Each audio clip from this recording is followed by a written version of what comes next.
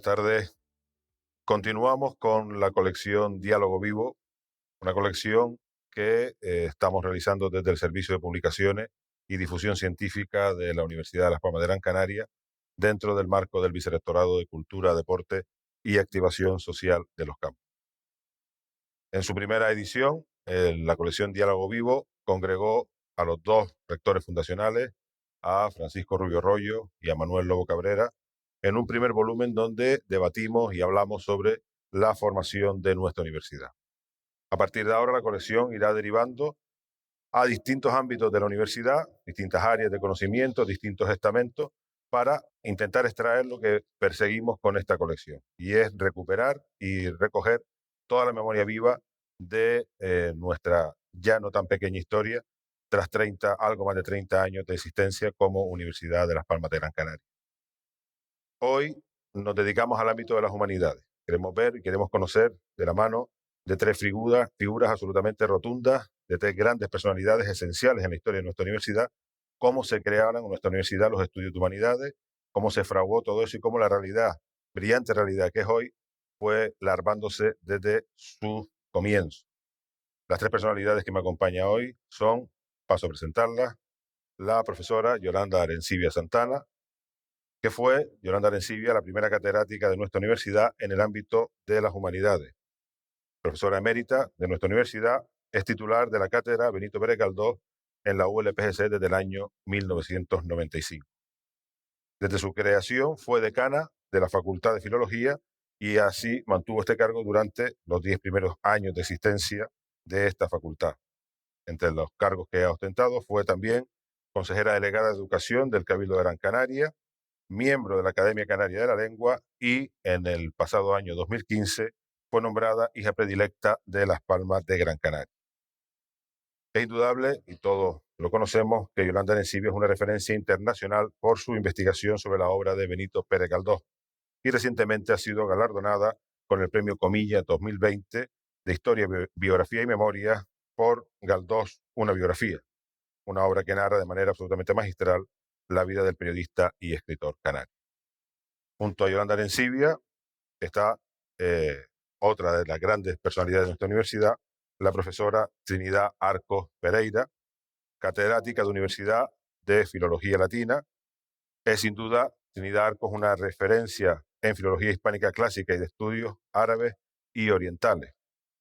Con una amplia y dilatada trayectoria investigadora, Trinidad Arcos fue también secretaria del Departamento de Filología Española, Clásica y Árabe de la Facultad de Filología y directora también en el Vicerrectorado de Profesorado durante una época.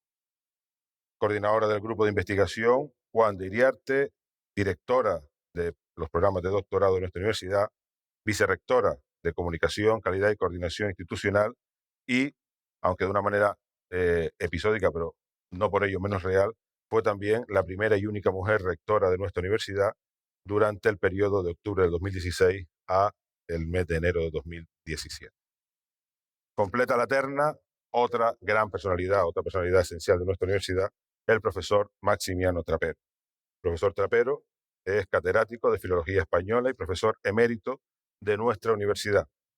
Su intensa labor investigadora se ha desarrollado principalmente en los campos de la semántica léxica, de la toponimia, de la poesía y de la poesía oral tradicional y de la poesía improvisada en el mundo hispánico. Por sus investigaciones, el profesor Trapero ha recibido numerosos premios, entre ellos la Medalla de Oro de Canarias en el año 2003, la Medalla de Oro José Vasconcelos del Frente de Afirmación Hispanista de México en el 2009 y el Premio Canarias de Patrimonio Histórico en el año 2017. Para acompañar a esta terna imbatible de personalidades de nuestra universidad está otra personalidad también, que es Antonio María Martín Rodríguez. Antonio María Martín es catedrático de Filología Latina de nuestra universidad y en este caso, además de moderador, hace las veces de maestro de ceremonias porque en la actualidad es también director del Servicio de Publicaciones de nuestra universidad y en cierta medida responsable de esta colección. Yo creo que no se puede pedir más de una sola vez y solo espero y deseo que el debate sea fructífero, que se diviertan, que lo pasen bien y sobre todo que nos dejen a todos el recuerdo de ese testimonio que anidan ustedes y que hoy espero que podamos brindar al resto de la comunidad universitaria. Gracias a todos por venir y les dejo. Muchas gracias, señor vicerrector, por esta presentación. Y bueno, yo para comenzar tengo que decir también que para mí es un placer poder participar, aunque sea a título de moderador, en este debate, en esta segunda entrega de la colección Diálogo Vivo. En primer lugar, por tratarse de tres personas que, como ya se ha señalado, pues han hecho y siguen haciendo una aportación destacada a esta universidad, ya sea en el plano de la docencia, de la investigación o de la gestión. Y por otra parte, porque junto con el añorado profesor José Antonio Samper, que era entonces el director del departamento, pues han sido para mí unos referentes cuando yo me incorporé a esta universidad en 1996. Yolanda era entonces la decana, Trini era la coordinadora del área de latín en la que yo me integraba, y Maxi pues era, junto con Yolanda, el único catedrático entonces del departamento de Filología Española Clásica y Árabe y de la facultad. Yo traía también preparada aquí unas pequeñas notas de presentación, pero como ya el vicerrector me ha eximido con la suya, pues a lo mejor voy a hacer una pequeña anécdota que no sé si en alguna ocasión te he contado a ti, Massimiano, de la primera vez que me fijé en ti, ¿no? En una reunión de departamento, yo venía de Madrid y me resultaba pues curioso y un poco cantarín el acento canario de todas las personas a las que oía, pero de pronto tomó la palabra Massimiano Trapero y me quedé pasmado, porque hablando de voces cantarinas, esto era ya como si fuera súper cantarina, ¿no? Y me acuerdo que pensé, para mí, desde luego este hombre no es que hable, este hombre es que paladea las palabras, ¿no? Y la verdad es que esa es la primera impresión de aquella época. Ya han pasado 25 años de este primer encuentro, pero todavía tengo trato frecuente y yo creo que, en fin, hasta cierto punto incluso estrecho, con Trinidad y con Masi, porque nos vemos con frecuencia en el Obelisco. Yolanda nos honra menos con su presencia porque está siempre con una actividad infatigable y la verdad es que envidiable para los que somos muchos más jóvenes en la cátedra Pérez Galdós, y la verdad es que se prodiga menos. Pero de todas maneras, tengo que decirte que también has estado en mi mente durante estos últimos meses, eh, al hilo de la lectura de tu monumental biografía de Don Benito, a la que se ha hecho referencia antes, que a mí, la verdad, me ha parecido una obra casi definitiva. Y digo casi, no porque le quiera poner ningún pero, sino porque la verdad es que en el mundo de la ciencia todo es casi. Siempre, naturalmente, todo lo que hagamos ya sabemos que tendrá que ser superado en algún momento, con un poco de suerte por nosotros, y si no, pues por algún otro que venga después, ¿no? Yo para romper un poco el hielo, me gustaría preguntarles, en el orden que ustedes deseen contestar, pues primero, ¿cómo surgió, por decirlo así, su vocación académica? Es decir, ¿cómo decidieron cursar las licenciaturas que luego cursaron y qué peso tuvieron en ello sus maestros? Y también, pues si ya tenían claro desde el principio eh, la idea de convertirse en profesores de universidad, o si esto de alguna manera surgió a lo largo de su recorrido académico. No sé quién, Yolanda, por ejemplo. Bueno, por ejemplo, bueno, yo era profesora de instituto cuando nació la Universidad de Las Palmas. Lo que sí no sabía, ni creo que la tenía, la idea de ser profesora de universidad, porque no había universidad en Las Palmas. Cuando yo saqué mi cátedra de instituto, que aquellas eran de las cátedras del anciano general de aquel tiempo, pues iba uno a un destino determinado. Y yo fui a un destino determinado de Las Palmas de Gran Canaria, perdón, de Gran Canaria. Entonces, pues ni había universidad ahí y no me importaba nada.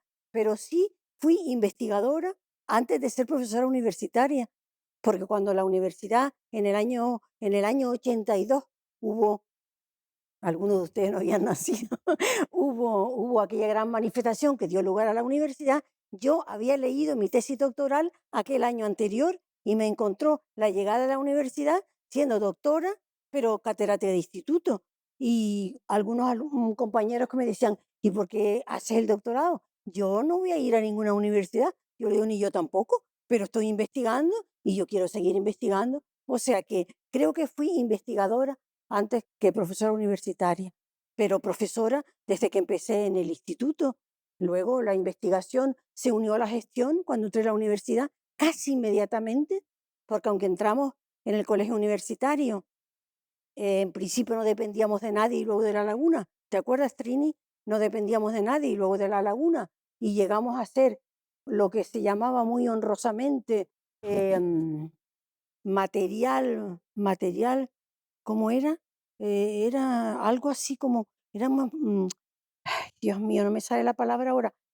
O sea, la laguna decíamos que nosotros éramos su material investigador que tenía en Las Palmas.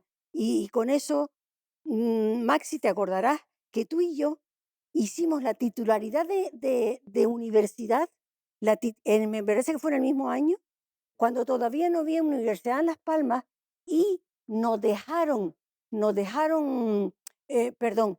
atrevimos a presentarnos sin existir todavía esa universidad como profesores del Colegio Universitario de Las Palmas, pero que dependíamos de la laguna, con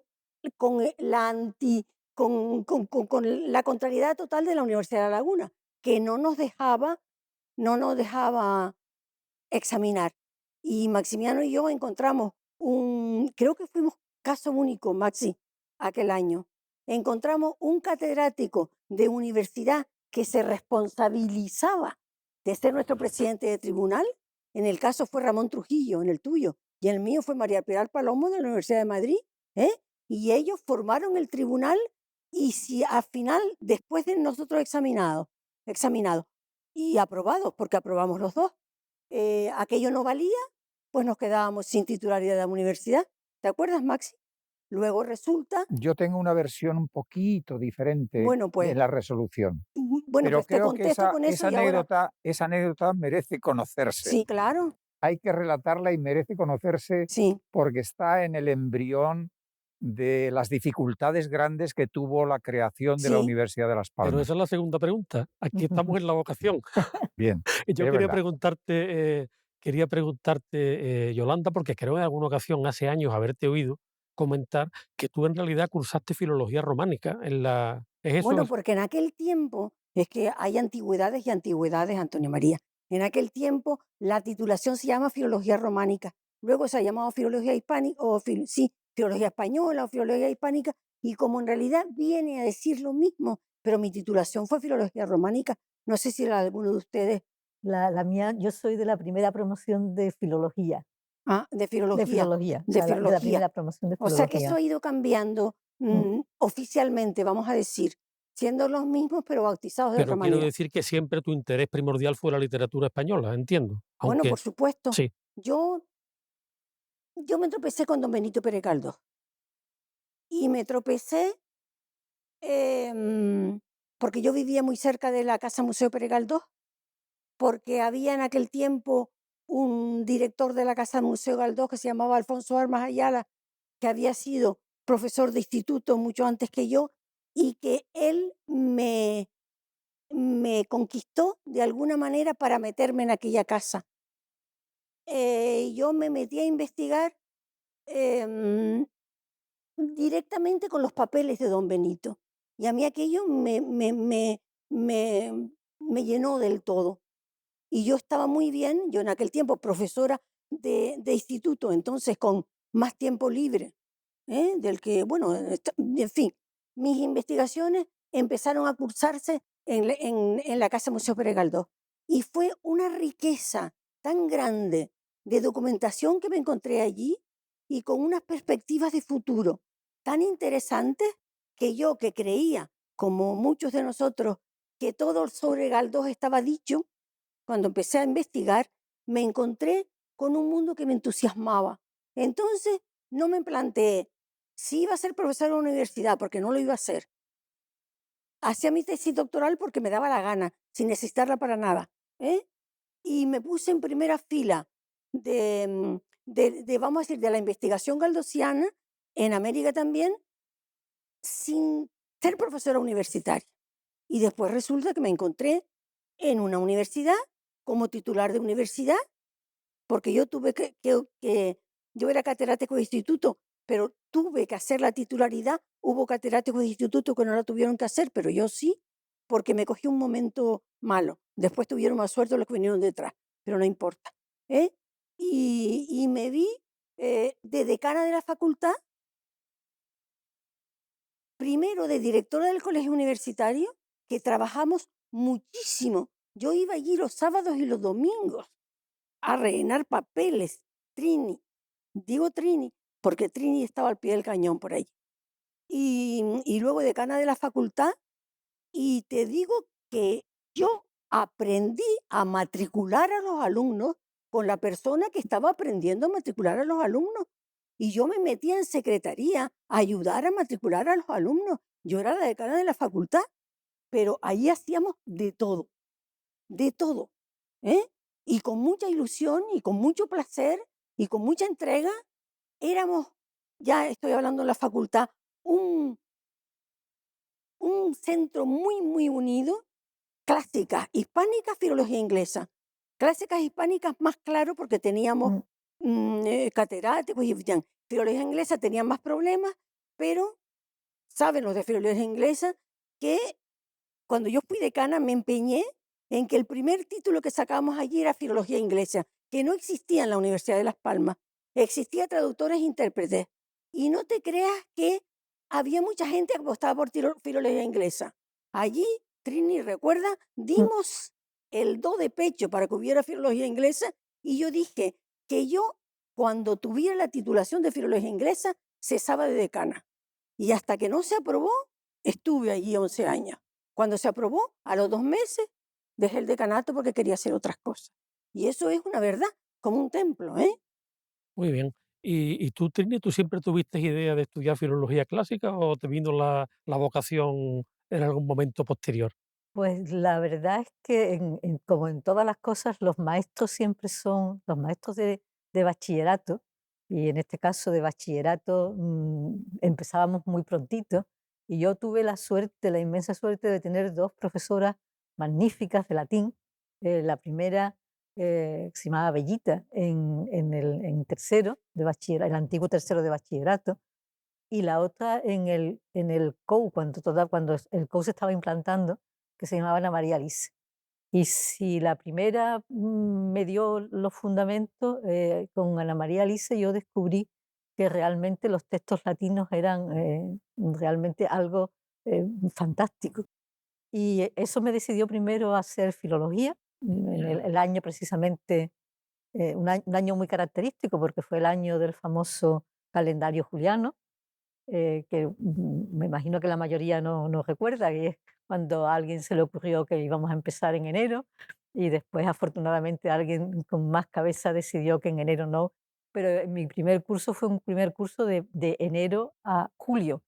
Y, cuando yo llegué a la facultad, pues me gustaba mucho clásica, pero también allí tuve magníficos profesores, entonces fueron los que ya definitivamente me decantaron hacia filología clásica.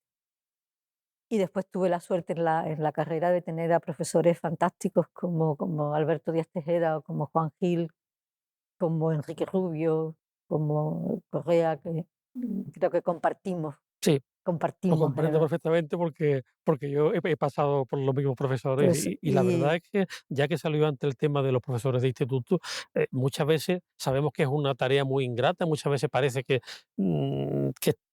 son, es decir, que la tarea que están haciendo no vale para nada, pero es que cuando te estaba oyendo digo, es que es la misma experiencia mía. Yo, en realidad siempre fui un enamorado de la cultura francesa y quería estudiar francés, pero tuve un profesor buenísimo en bachillerato de latín, que era don Antonio Menéndez, que por cierto era de lengua, pero daba latín, y que a mí me parecía un señor muy mayor, pero seguro que era más joven que yo ahora. Y la verdad es que este hombre, pues lo mismo que tú me estás diciendo, me hizo ver que el latín era una lengua, por una parte preciosa, luego por una parte era una lengua casi matemática, todo, y eso me orientó, al menos como a ti, a la filología. Y luego después, cuando llegué a la universidad, claro, y tuvimos ahí el plantel que teníamos, aquello me decidió del todo. Así que sí. Y después mi vida en ese aspecto es muy paralela a la de Antonio y también a la de Yolanda y a la de Max. Es decir, los cuatro hemos sido profesores de bachillerato primero, hemos sido catedráticos de instituto, y ninguno de los cuatro teníamos intención en principio de ser profesores universitarios, porque no había universidad. Es decir, a mí, y además me destinaron aquí en una de las últimas oposiciones nacionales, en el que desperdigaron a todos los que opositamos por todo el país. Y cuando llegué aquí me encontré en mi casa. y por tanto ya no pedí, como muchos hicieron, el traslado a la península al año siguiente, que se podía pedir. Y no había una dedicación investigadora tan clara como la de Yolanda o como la de Maxi, porque aquí no había nada de latín, no había nada de clásicas. Cuando yo estaba aquí había muy buenos profesores de bachillerato, pero no había ningún núcleo de investigación importante, ni siquiera significativo. Es decir, no, y en ese caso lo que sí hacíamos con un grupo que después ha estado también formando parte de la universidad era reunirnos para trabajar en otra cosa que no fuera solo las clases. Es decir, una cosa eran las clases y eran muy importantes, pero yo siempre he tenido claro que no había hecho filología clásica solo para enseñar lo que es la parte de latín, sino para seguir estudiando después, es decir, algo que en este caso sin ningún tipo de mira investigadora, sino simplemente lo de estudiar y seguir aprendiendo y seguir viendo textos. Cuando sí tuve la opción de entrar en la UNED, que era el único centro universitario que en aquel momento existía, y como tutor. Y eso sí me permitió entrar en contacto con otros textos que no eran los normales ni los habituales. Y cuando los estudios se crean, porque realmente no es la universidad, cuando los estudios se crean en el Cabildo, a partir del Cabildo y de la gran manifestación, que es una de las primeras manifestaciones que hay, porque no solamente hubo la que crea la universidad, sino Sí. la que crea antes los Ujú. estudios de Sí. humanidades en En el, el, ca- en, en el- en en el el colegio colegio. universitario, que Sí. solamente tenía medicina en ese momento. Esa fue la del Y 82. esa es la del 82, esa es la Sí, del 82, fue esa es la la del del 82. 82, porque la universidad luego fue en el 84, 89. eso es, pues la del Esa 82. fue la del 82. Y en la del 82, pues me dio la posibilidad de poder entrar En el colegio. en el colegio, y con el catedrático de La Laguna, que era Miguel Rodríguez Pantoja, el que había sido mi profesor también en Sevilla, pues vimos qué tipo de tesis se podía hacer, porque aquí no había una biblioteca en la que realmente se pudiera hacer. Entonces decidimos decidió él que era mejor hablar con Lizardo Rubio sobre hacer algo de una tesis de manuscrito, que aparentemente es algo muy, muy, muy árido y que no tiene, y que sin embargo a mí me ha dado una formación muy importante después a la hora de enfrentar otro tipo de temas, porque era algo que con un microfilm y horas de dedicación se podía hacer, que era lo que realmente se podía hacer en aquel momento. No había, hasta tal punto no había biblioteca, que los alumnos como me imagino que también había alumnos, estudiaban con nuestros libros. Sí, Es decir, que sí, eso sí. muchas veces era frecuente, pues, que los profesores lleváramos los libros para que los alumnos pudieran estudiar, porque el colegio era de medicina y además en una situación económica no El excesivamente Cabildo importante. nos dio aquel año 100.000 pesetas para libros. Mm, Y era comprar mm, 100.000 pesetas para libros. Para libros, bueno, a la que se- facultad nuestra, mm, que los repartimos allí para comprar libros, pero por supuesto los libros y las clases y los libros nuestros, los que yo tenía en mi casa, mm. claro. Y después sí que es verdad que ya a partir de ahí y Sí, también del apoyo de cuando ya se crea la universidad, hay un apoyo, yo creo que muy importante, yo creo que hay que destacarlo en aquel momento de Paco Rubio, sí, porque, muy porque importante, sí, ah, mm, sí. permitió que pudiéramos traer a profesores de Sí, fuera, sí, sí, sí. que nos ayudaron a hacer otro tipo de visión de lo que habíamos hecho hasta ese momento. En nuestro caso fue Emilia Ruiz Lamusa, es catedrática de griego de la Universidad de Sevilla, y a partir de ahí empezamos con proyectos de investigación, y todo lo que hay ahora mismo, tanto de latín como de investigación, pues se debe a dos ramas muy claras. Una es la que hacemos en mi grupo, y otra la que hace el grupo de Antonio, que yo creo que son dos grupos que tienen una proyección en España y en muchos casos internacional, que bueno, cuando empezábamos en el 82 ninguno podía pensar que eso iba a poder suceder, ¿no? Sí. Y tú, Maxi, siempre fuiste, bueno, aunque yo recuerdo también eh, que fui testigo de tu desgarro en el momento en el que el ministerio decidió escindir el área de filología española en literatura española y lengua española. Yo recuerdo oírte preguntar a ti en el departamento, pero bueno, no es posible que yo me adscriba a las dos áreas, tengo necesariamente que cortar una parte de mi investigación y de mis intereses. Y entiendo, por lo tanto, que en tu caso, no sé, aunque bueno, también yo recuerdo que leí tu tesis sobre el campo semántico del deporte, ¿no? Porque yo también estaba haciendo la mía sobre campo semántico, y entonces siempre entendí que tú inicialmente eras más bien lingüista, pero ¿qué te atraía más, la lingüística, la literatura o las dos cosas en bloque? Vamos a ver, yo soy catedrático de filología, ¿eh? De filología española, y la filología atiende por igual y debe atender por igual a la lengua que a la literatura. Mm, Y por lo tanto, yo en aquel momento me sentí en un terreno de nadie, porque efectivamente yo quería ser filólogo, no o lingüista o literario. Eh, y entonces todo esto tiene que ver algo con mis inicios. Desde chiquillo, pues a mí me atraían más las asignaturas de letras que de las de ciencias, que es lo que dividía las orientaciones futuras. Así que yo tenía bien claro que quería hacer filología. Filología. Yo inicié mis estudios universitarios en Madrid, en la Complutense, pero por otras circunstancias los continué y los finalicé en la Universidad de La Laguna. Y cuando finalicé el quinto año de románicas, efectivamente se llamaba románicas, hice mi tesina, que era lo que entonces se llamaba, sobre un campo semántico. En aquel momento estaba en auge el fenómeno de la semántica, tras los estudios de Eugenio Coserio, que había tenido en España un continuador y un descubridor fundamental, que fue Gregorio Salvador. Y Gregorio Salvador era catedrático de La Laguna y decano de la facultad entonces. Así que todos los que, o la gran mayoría de los que finalizábamos la licenciatura y queríamos continuar en la investigación, pues teníamos una puerta bien marcada, que era la semántica estructural. El campo de estudio, en mi caso, era el campo semántico deporte.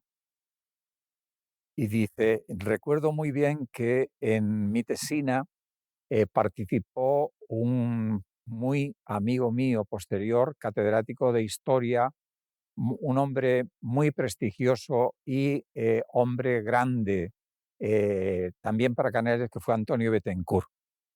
Y me decía que cómo podía compaginarse eso, la semántica con el deporte.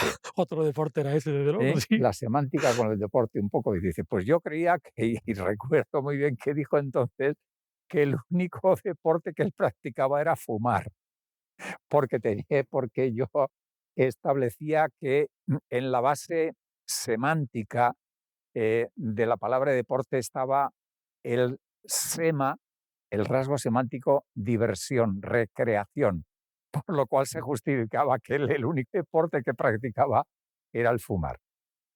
Bien, finalicé aquello.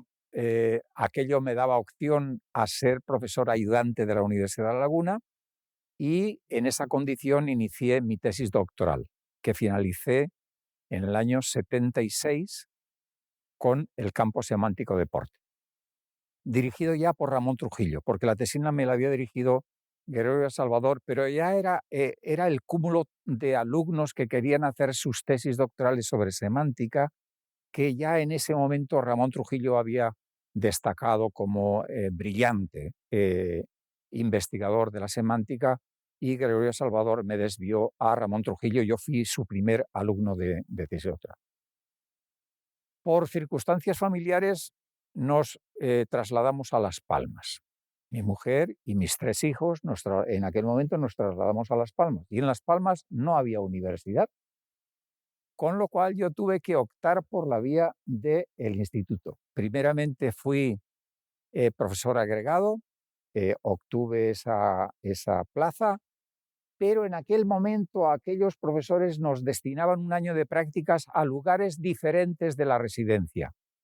Y yo elegí Cangas del Narcea, en Asturias, donde había estudiado mi primer año de estudiante de un convento de frailes, en Corias. Y allí me trasladé con mi mujer y mis 3 hijos, pero aquel año fue revelador, porque me surgió algo fundamental. Como yo era ya profesor de instituto de literatura, recordé que en mis memorias de niño había algo que me había marcado muy especialmente, que era la representación en mi pueblo, un pueblecito de 500 habitantes de León, rural a máximo poder, típico pueblo de Castilla-León, de la meseta, de tierra de campos.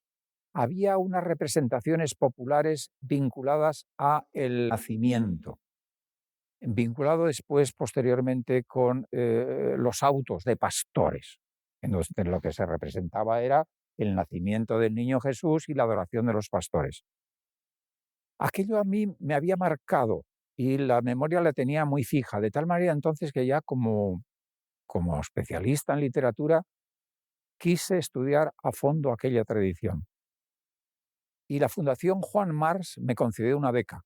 En aquel momento las becas de la Fundación March eran muy prestigiosas y te permitían estudiar a fondo el objetivo que marcabas. Así que mi primera investigación fue recorrer todos aquellos pueblos de la provincia de León donde había memoria de representaciones de esos autos pastoriles.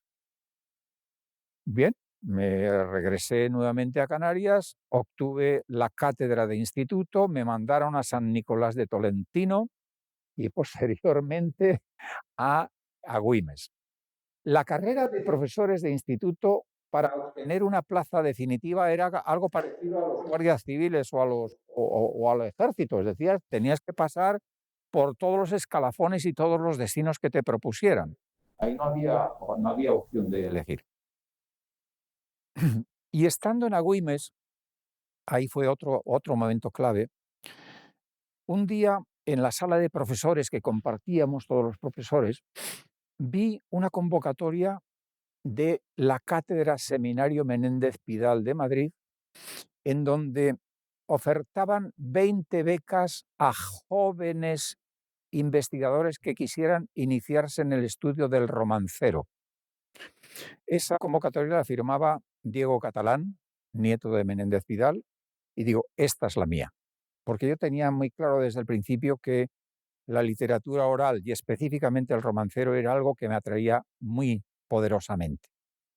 Así que solicité la beca para participar en un cursillo teórico práctico, me la concedieron, asistí a un primer cursillo en Segovia, consistía en una semana de cursillo teórico y después otra semana de salir al campo a hacer encuestas de campo. Aquello se prolongó durante 7 años.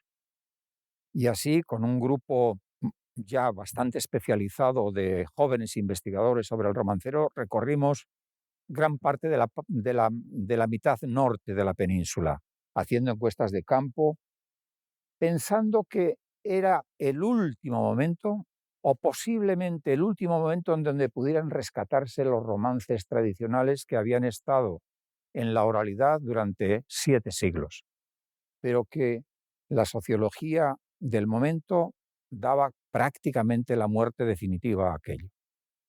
La experiencia fue fundamental, decisiva para una parte de mis investigaciones futuras. Conocí la sociología del campo español, la sociología de los hombres y mujeres que habían sido poseedores de ese patrimonio tradicional del romancero y de otros fenómenos de la literatura oral, no solamente del romancero. Y aquello me marcó definitivamente, hasta que se crea el Colegio Universitario de Las Palmas. Yo no entré en el primer momento, entré en el 1984, es decir, 2 años posteriores de haberse creado el Colegio Universitario. Ratifico todo lo dicho con Yolanda y Trini sobre el Colegio Universitario. Aquello era pobre, no, paupérrimo. En los exámenes teníamos que llevar nosotros los folios de nuestra casa. Y recuerdo que en la oposición que hice como titular en el año 88, Y 5. Y sí, no, yo. creo que la oposición la hicimos en el año, como titular en 85, la había Sí, convocado, era el creo el recordar, 85. perdón, 88, creo, creo, sí, es 88 por lo que Bueno, voy a bueno. decir ahora, porque lo que voy a decir ahora. Fue mi mujer quien tuvo que llevar las botellitas de agua y unos sándwiches al tribunal que juzgaba la oposición porque no había, en el colegio universitario no había donde coger un vasito de agua para ello. Y digo esto porque efectivamente la convocatoria la hizo la Universidad de Las Palmas, de quien dependíamos. Pero en el momento en el que, en los trámites esos, en el momento en que ya nos convocan y nos nombran como ¿Pero tales, te refieres a la Universidad No, Politécnica no. no, la Universidad de La Laguna, perdón, la Universidad de La Laguna, Era dependía de la Laguna. La Universidad de La convocó la Laguna, pero para docencia en el Colegio Universitario universitario. de Las Palmas. Pero una vez que Era sacamos esa oposición, la Universidad de La Laguna no quería ceder nuestro título, que era de la Universidad de La Laguna, a la Universidad de Las Palmas. Y hubo un conflicto que importante. tuvimos que intervenir judicialmente, Sí.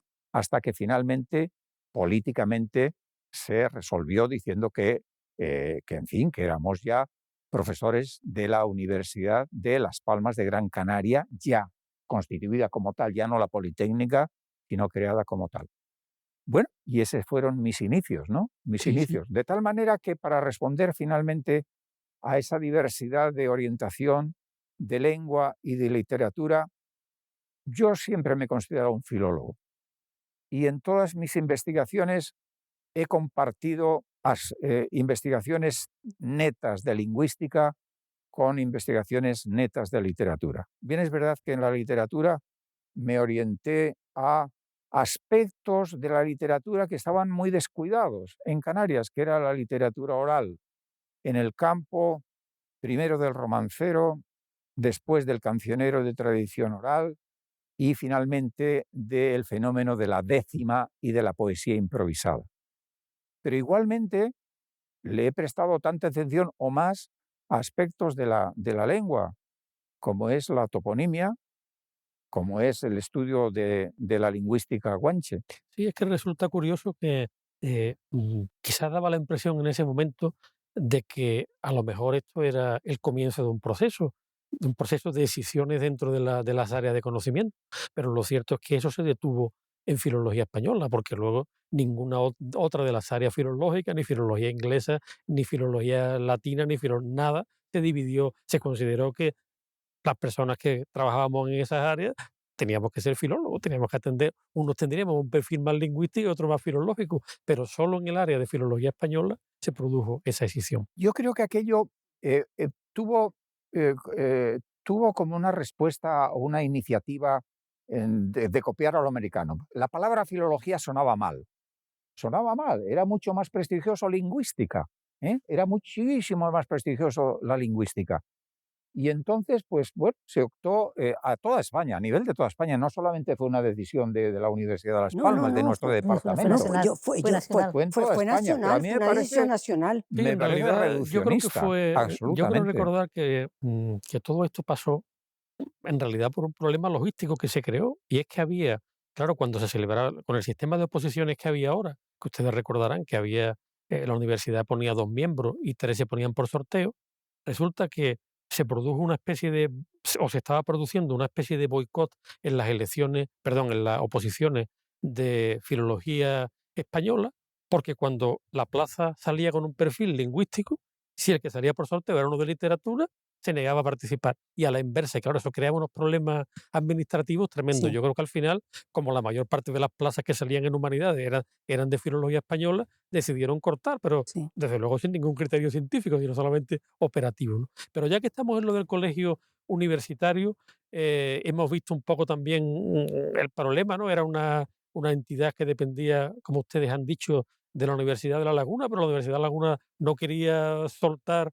Yo lo que les quería Es que preguntar ahora es que, evidentemente, entiendo que para ustedes, como para la mayor parte de las personas de Las Palmas, pues la creación de la Universidad de Las Palmas sería un acontecimiento, pues, jubiloso por una parte y por otra parte muy positivo. Pero ahora, mirándolo retrospectivamente, mm, ¿creen que se perdió algo al romper la vinculación con la laguna o fue estupendo poder romper la vinculación?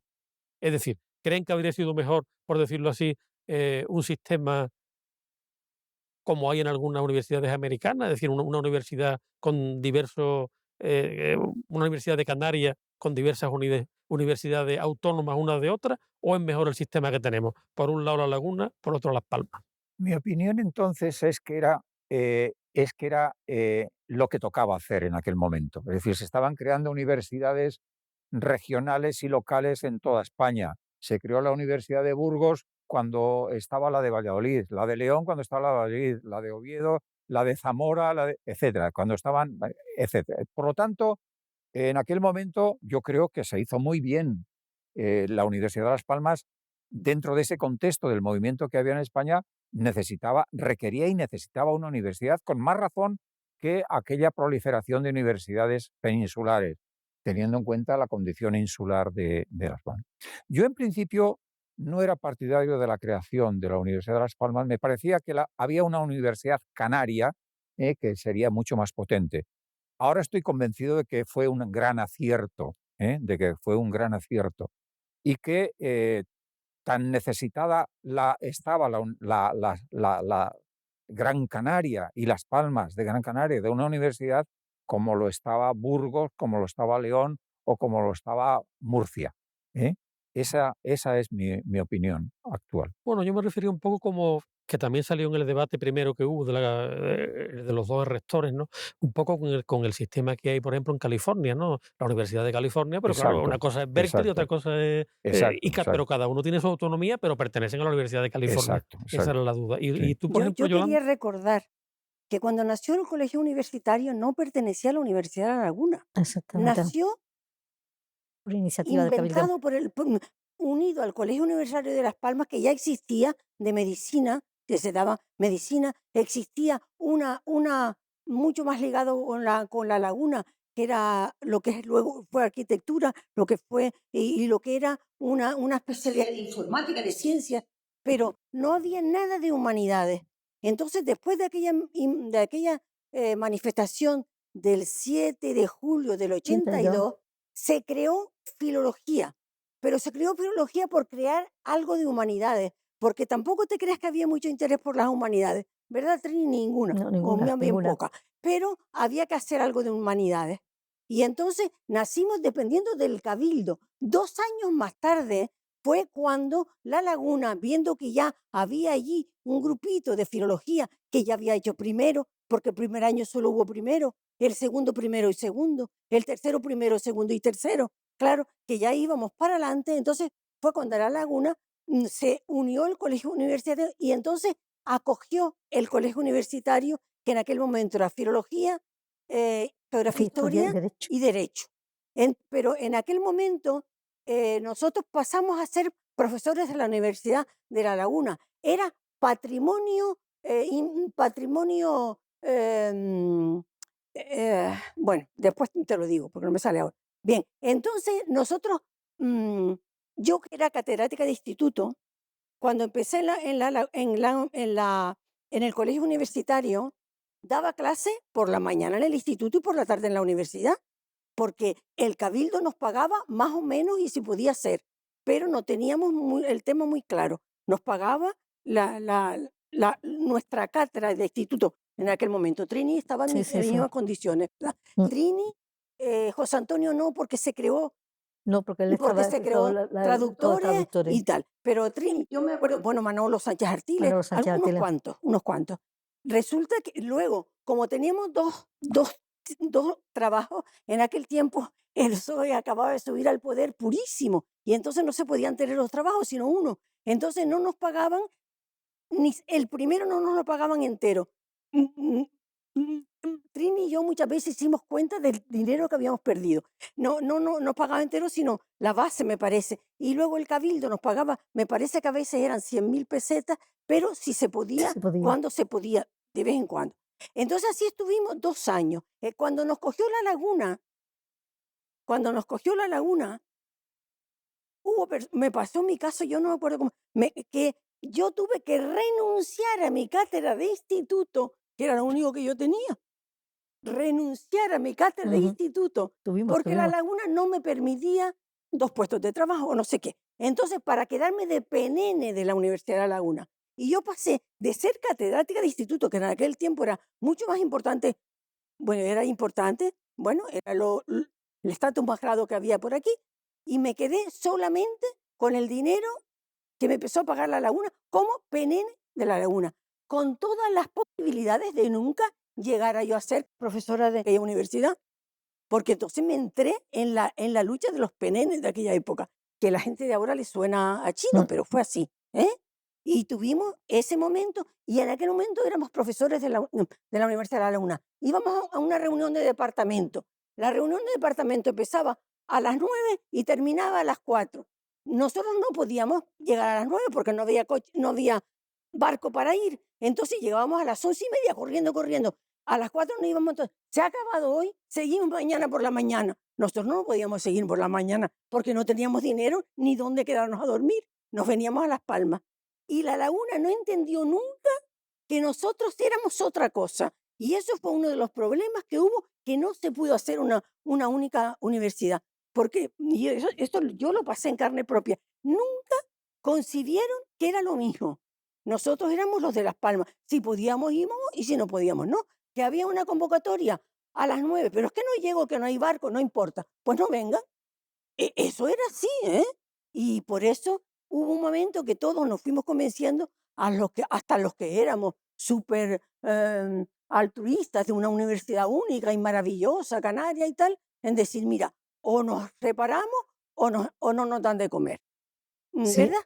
Era heroico, ¿eh? hay una Era, cosa. era un momento heroico, porque efectivamente Bueno, teníamos la oposición rotunda a todos los niveles de la Universidad claro, de La La Laguna. Laguna. Bueno, ahí está la hemeroteca, ¿no? Con las Mm. manifestaciones aquellas gigantescas, no absteniéndose, sino en contra de la En creación de la contra, sí. universidad. Bueno, Sí, otra de mis hay preguntas, además una cosa también que yo creo que también hay que recordar.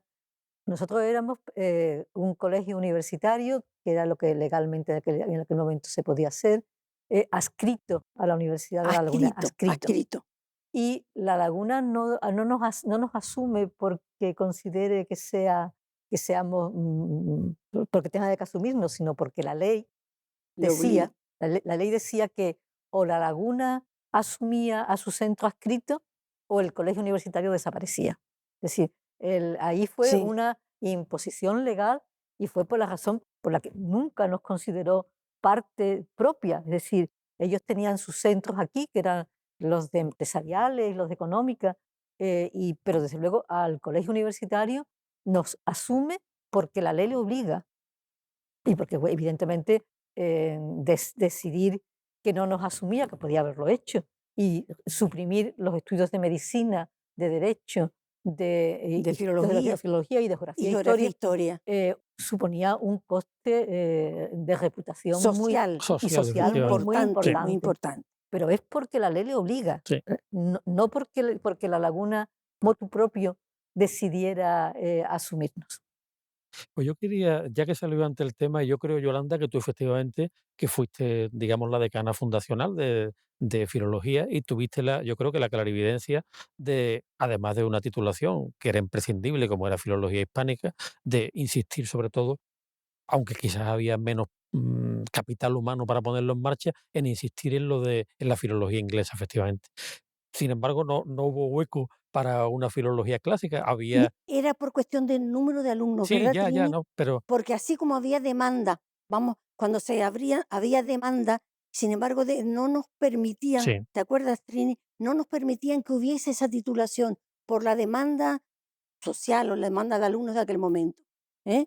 ¿Te acuerdas, Trini, que fue por eso? Sí, Pero yo perdimos una oportunidad Pero perdimos una una oportunidad oportunidad. muy claro, grande Sí, es verdad. Perdimos porque una oportunidad. el número de alumnos era muy pequeño, pero sí que es Sí, verdad que era un grupo de alumnos enormemente brillante. De hecho, sí, sí, sí, sí, sí, son sí, profesores sí. de nuestra universidad. Entonces, y además porque bueno, cada universidad concibe la especialidad de Claro, una manera sí. Y desde luego nuestra concepción de lo que era clásicas en aquel momento era muy diferente de la que tenía la Universidad de La Laguna.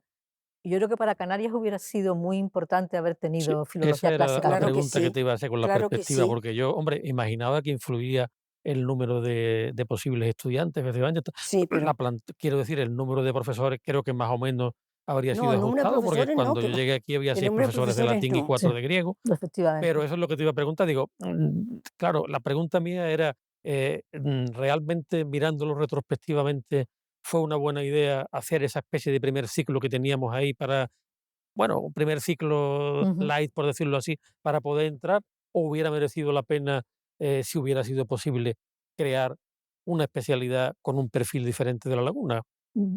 Yo entonces lo pensaba y lo sigo pensando. Yo creo que podíamos haber hecho una especialidad con una concepción distinta, además no ni mejor ni peor, simplemente muy diferente a la concepción que tenía La Laguna y que sigue teniendo. Es decir, nosotros seguimos teniendo y yo creo que es un hecho muy diferencial si miramos tanto en la plantilla que nosotros tenemos en la Universidad de Las Palmas como las líneas de investigación que tenemos y la formación de nuestros discípulos que hemos tenido. Claro. Ahora ya menos, porque ya evidentemente no tenemos alumnos de primer ciclo, por lo tanto no podemos tener alumnos prácticamente de tercer ciclo, pero sí que es verdad que es muy evidente que nuestra manera de concebir, bueno, y eso lo puedes saber tú también, o sea, muy, muy distinta a la manera de concebir la filología clásica, eh, la que hubiéramos tenido aquí y la que tenemos aquí que la que tiene La Laguna. Y yo creo que Distinta, no Y digo habría que, sido un pero perfil recuerda, más, pero menos, recuerda, menos tradicional, por decirlo así, mucho menos y más tradicional. orientado pero recuerda posiblemente que a... siempre tuvimos, y bueno, Mm, tú sabes que es así, mucho interés por el tema de la clásica. De hecho, cuando nosotros, porque al crearse nuestra facultad, tuvimos que in- introducirnos en el plan de estudios de La Laguna, mm, pero teníamos que hacer el nuestro enseguida. ¿Te acuerdas, Trini? Lo hicimos el segundo año, el mm, plan. Y en ese plan que empezaron los créditos y toda aquella mm, cosa, pues nosotros tuvimos mucho cuidado de que ese primer ciclo tuviera unos créditos completos de clásicas mm, para que se pudiera seguir un segundo ciclo de clásicas sin que hubiera problema de no tener mm, todo lo que se necesitaba para hacer un segundo ciclo de clásica. Ten en cuenta que la Universidad de Las Palmas era una universidad muy científica, entre comillas. La muy filología técnica. muy científica, de tal manera que yo lo decía de broma, pero lo decíamos, pero no nos entendían y no nos entendían. En el colegio universitario, yo me acuerdo de estar haciendo con el decano de Derecho, con el de Geografía e Historia, con el de Medicina, y tal, y reírse un poco de medicina, filo, ¿qué? O algo así. En fin, lo decíamos de broma, pero era algo así, de tal manera que yo hablé mucho con Paco Rubio para intentar rescatar una cosa que teníamos maravillosa, que era la Universidad Pere Galdós, Mm, que era una universidad como la de la Universidad Menéndez Pelayo de Santander, mm, y nunca tuvo un seguimiento porque la llevaba a la Universidad de La Laguna porque aquí no había universidad. Y estuvimos con Paco hablando, pero él en aquel tiempo seguramente con mucho mejor criterio que el mío, y no le digo nada, y además no lo sé, pero fue tan difícil lograr la Universidad de Las Palmas que él me decía: Yolanda, es que encima me voy a empeñar en querer la Universidad Menéndez Pelayo, mm, la Universidad de Pere Galdós, pero la teníamos y Las Palmas la perdió. mm. Mm, Hubiera mm, sido un Bueno, apoyo. no sé si tú estabas aquí, Mm, Máximo. Mira, la Universidad Estaba. Internacional Pere Galdós hizo aquí todos los cursos los de Las Palmas, hicimos nuestro curso de doctorado con los mejores especialistas de lengua y de literatura de España.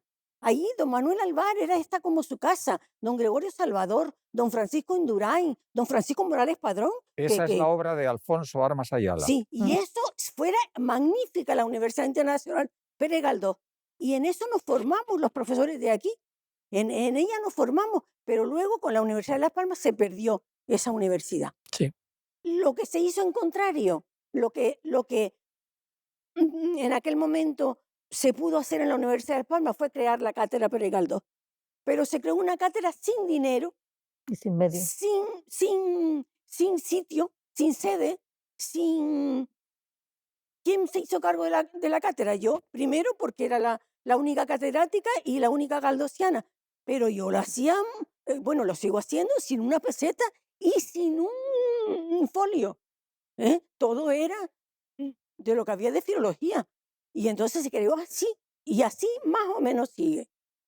Y está claro claro, la universidad no puede vivir ya como una institución que sea estanca con respecto a la sociedad, tiene que haber canales de comunicación. Pero yo ahora, aunque no soy nada taurino, creo que ha llegado el momento de un cambio de tercio y yo creo que tenemos que pasar ahora a uno de los temas que más importancia o que más extensión tuvo en el primero de los debates, y es la relación en la actual actividad de un profesor universitario entre la docencia y la investigación. Se tiene la idea de que aunque en realidad las universidades no pueden vivir si no tienen estudiantes, si no tienen docencia, porque entonces serían institutos de investigación o serían otro tipo de cosas, pero no universidades, ¿no? Y sin embargo, pues da la sensación de que el profesorado rehúye cada vez más las tareas docentes y prefiere concentrarse en las tareas de investigación. ¿Creen ustedes que esto es por la diferente valoración que se da en la evaluación, la acreditación y la selección del profesorado a la investigación en la docencia? Porque cada vez nos llegan quizás estudiantes menos motivados y quizás también con menos formación, o quizás también por esta tendencia eh, mm, a concebir la docencia como una especie de arma de castigo para el que no investiga. No investiga, pues a cargarte de docencia. Investiga, pues te quito la docencia, dando un poco el mensaje de que la docencia en realidad es una especie de castigo necesario del que se puede uno librar o no, según otras funciones. ¿Qué les parece? ¿Deberíamos darle más importancia a la carga docente, quiero decir, a la actividad docente? ¿Está bien como está? A ver, más. Tú dices que hay en estos momentos un mayor, una mayor inclinación a la investigación que a la docencia por No, yo parte de digo que los hay una profesores. tendencia a rehuir a la docencia, ¿no? Por ejemplo, en nuestra área, donde todos nos pasamos de nuestra carga Yo creo que docente, no, muchas veces da la impresión de que somos o locos o tontos. yo Digo, pero bueno, creo que pero no, si todo yo el mundo creo está que, procurando escabullirse de dar lo más y nosotros estamos dando más que lo que nos toca. a ver, idealmente el profesor universitario debería tener la mitad de su esfuerzo a la docencia y la otra mitad a la investigación, teóricamente, ¿eh? Teóricamente, eso es imposible de... Ahora, yo creo que en nuestra universidad y específicamente en nuestra facultad, son más los profesores que dedicados a la docencia que a la investigación. Y yo creo que las estadísticas manifiestan claramente ese hecho, ¿no? Ese hecho, y que es medible, por otra parte, ¿no? Que es medible. Mi opinión es que el profesor universitario debe dedicarse en ese equilibrio teórico de la mitad a la investigación y la mitad a la docencia. Y no es posible estar sin la una sin la otra. Claro, Esa es mi posición. yo también muchas veces me planteo eso, realmente una docencia y una investigación que de alguna manera no se retroalimenten son como dos cuerpos extraños, ¿no? Sería como si fuéramos Doctor Jekyll y Mr. Hyde, de que no sirve entonces una cosa si no ponemos en relación los otros. No sé qué opinas tú sobre esto, Trin.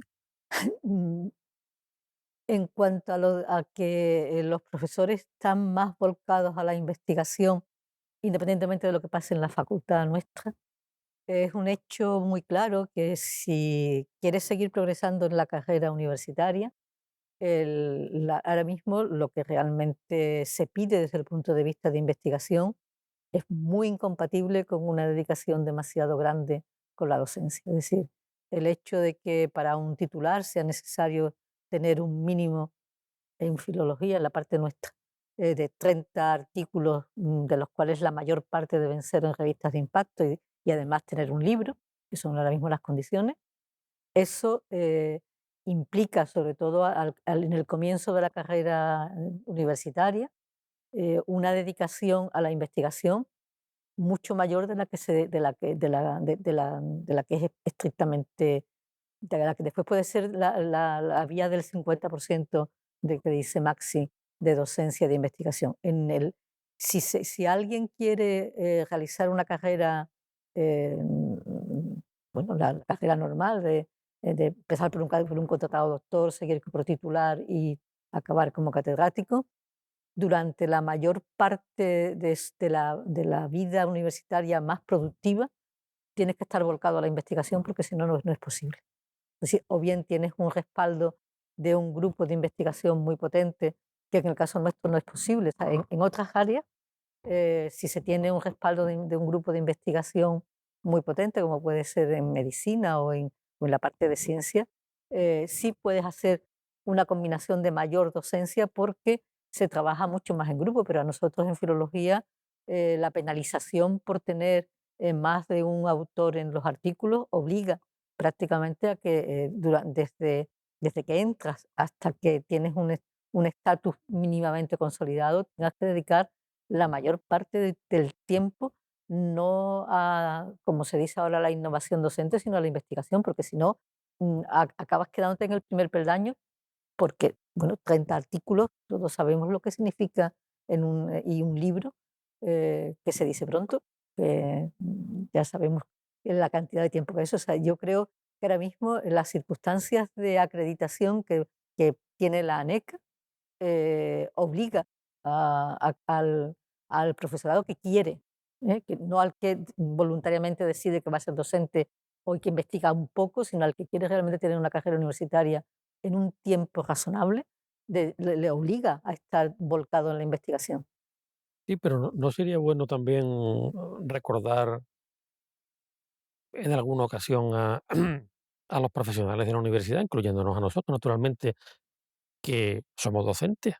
Es decir, Sí, que más con semidocencia. independencia de que nos guste más la investigación, de que nos resulte, a lo mejor gravoso dar clase a unos estudiantes que quizás están ahora en otros intereses distintos de los nuestros, pero que básicamente tenemos que hacer Ujú. eso, con No, independencia. Entonces, porque si no, claro, si de alguna manera no mejoramos lo que es el interés por la docencia, la calidad docente y todo, pues eso repercute también sobre los resultados de la universidad.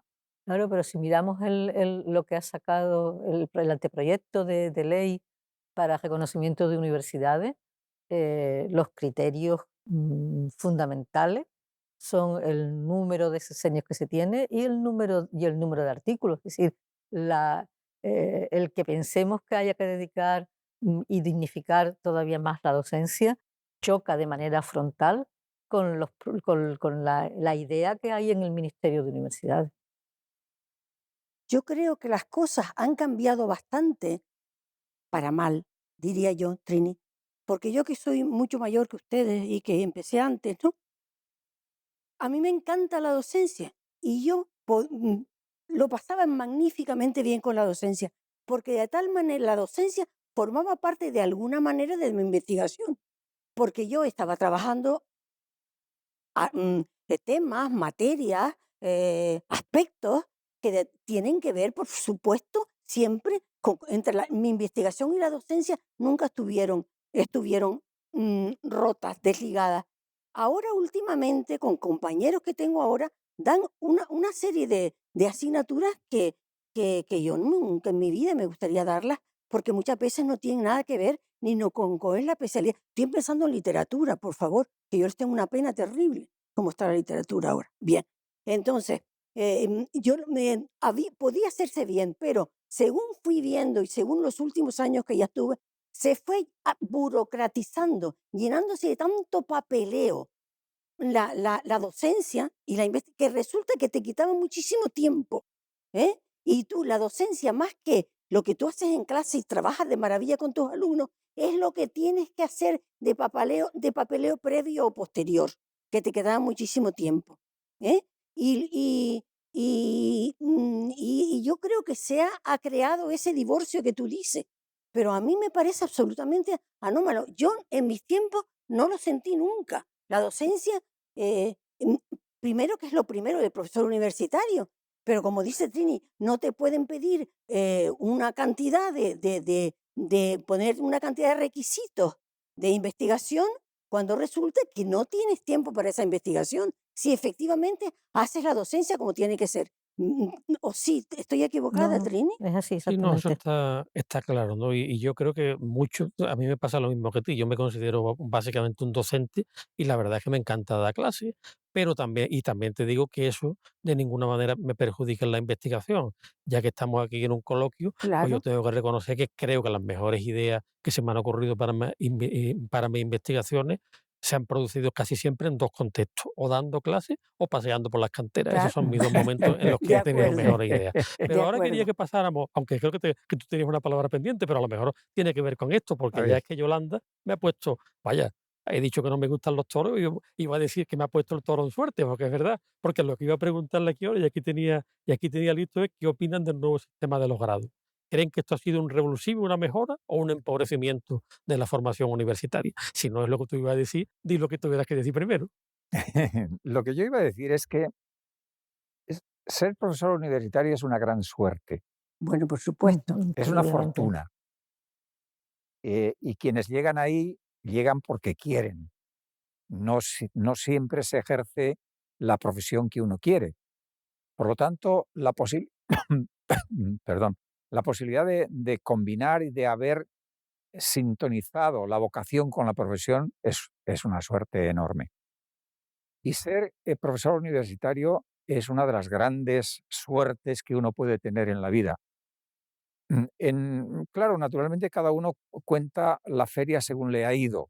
Yo estoy jubilado ya, Yolanda también, Trini todavía no, y por lo tanto mi historia es afortunada.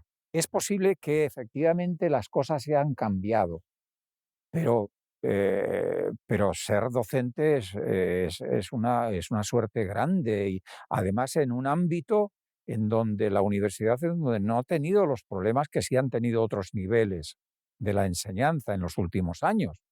El conflicto entre profesores y alumnos no ha existido en la universidad, no ha existido en nuestra universidad y no ha existido, creo yo, en nuestra facultad para nada.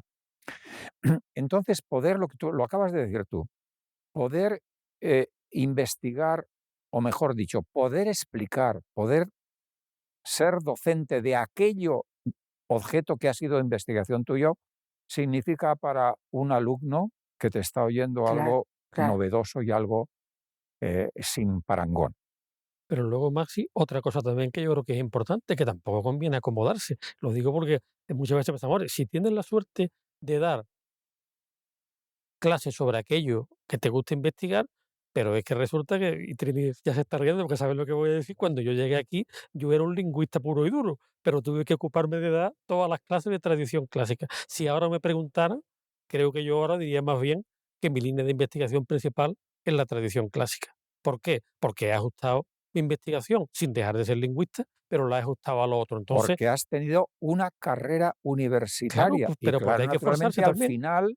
al final logras aquello que has ido buscando durante toda esa carrera universitaria. Efectivamente, todos los que hemos sido profesores universitarios hemos dado asignaturas que nada tienen que ver o muy poco tienen que ver con lo que finalmente hemos llegado a ser, ¿eh? Sí, Evidentemente. Ahora, me has preguntado el doctorado. Yo creo, me has preguntado por el doctorado. he preguntado por los grados. No. Por los grados. Los Ah, por grados. los grados. Ujú. Bueno, pues a mí me parece lo que acaba de decir Yolanda, que me parece que todas las reformas universitarias han ido a peor, a peor, a peor, a Yo limitar, a creo, limitar, a creo limitar. que Han a ver. limitado los años de permanencia de los estudiantes en la universidad y naturalmente ha reducido la capacidad de aprendizaje y de conocimientos que al final han podido tener. Para mí es un empobrecimiento respecto a la licenciatura anterior. Y tú, Trini, que estuviste ahí, digamos que en la gestión a más alto nivel cuando se implantó todo esto, que Yo creo que el problema de los grados, una cosa es el resultado final y otra cosa es lo que se pretendía. Y para lo que se pretendía se necesitaba mucho dinero y cada vez que hemos hecho una reforma, tanto universitaria como de la secundaria o del bachillerato, nos ha coincidido con una crisis económica brutal. Es decir, los grados tendrían sentido si nos planteamos con un número de alumnos reducido por profesor, en el que puedes hacer un seguimiento continuado del trabajo individual de los estudiantes.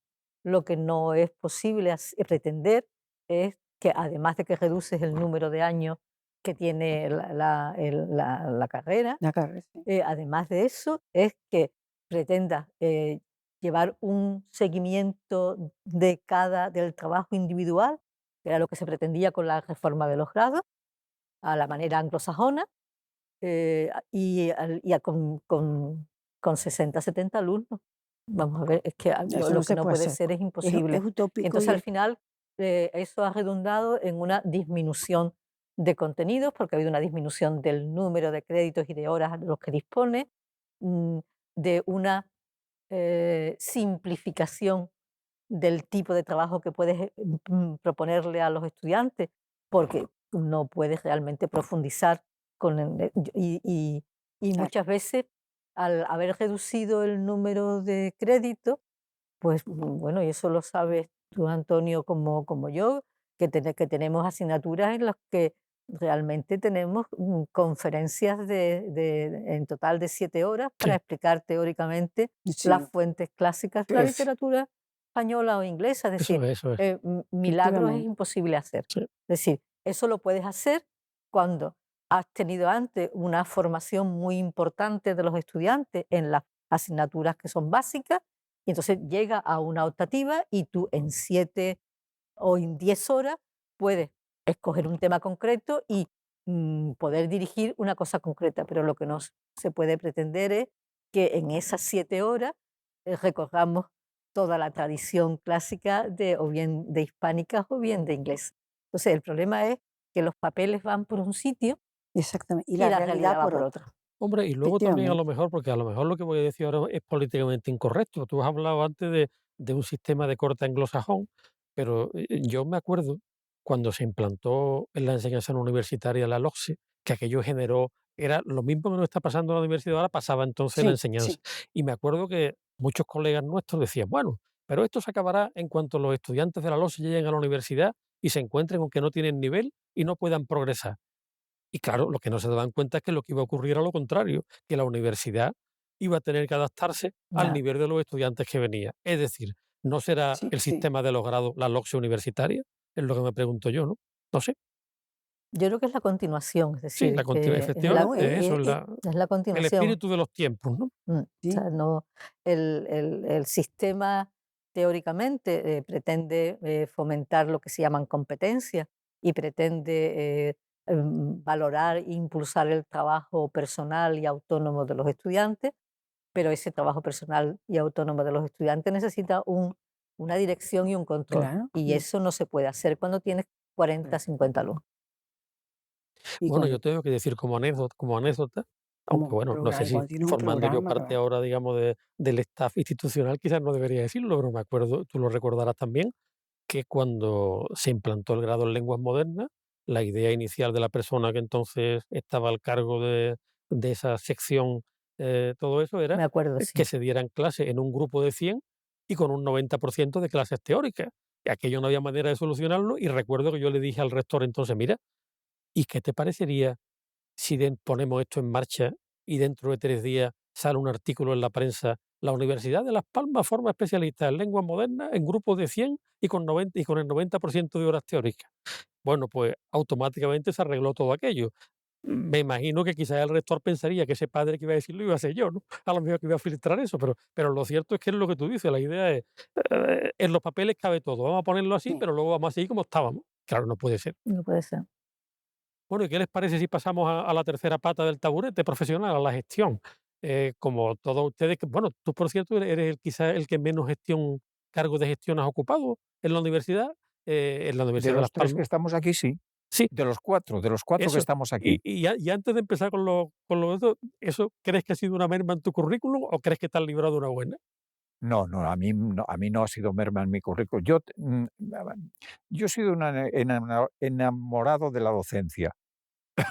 Me gustaba dar clase. Ahora mismo, si la universidad me contrata, aún sin pagarme, quiero seguir siendo profesor. Bueno, Pero, transmitiremos tu intención. Pero, toma nota, toma nota, pero vicerrector. sin hacer el proyecto docente, haciendo o no el proyecto docente. Me Ah, encanta dar no, no clase. Yo contesta. tengo vocación de profesor, y quisiera morirme siendo profesor, pero también investigador, y creo que moriré con las botas puestas en la investigación. Yo le he dedicado mucho tiempo a la investigación. ¿Por qué? Porque me encanta, porque no sé hacer otra cosa que eso. pero además he tenido la gran suerte de que gran parte de los temas de mi investigación se han convertido en temas docentes. Eh, por ejemplo, en el español de Canarias, yo he sido en los últimos años y sobre todo como profesor emérito, he seguido dando clase de una asignatura que es el español de Canarias. Mucha gente me pregunta, ¿y cómo usted, que no habla canario y que no nació en Canarias, puede ser profesor de una asignatura del español de Canarias? Hombre, pues siendo nosotros profesores de latín, imagínate.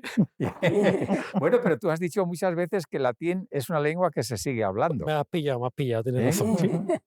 Y yo les digo muchas veces que a veces las características dialectales de una modalidad lingüística se advierten mucho más fácilmente desde fuera que desde dentro. Eso es verdad. Con lo cual, siendo yo dialectal castellano, obviamente advierto muy rotundamente las diferencias dialectales del español de Canarias.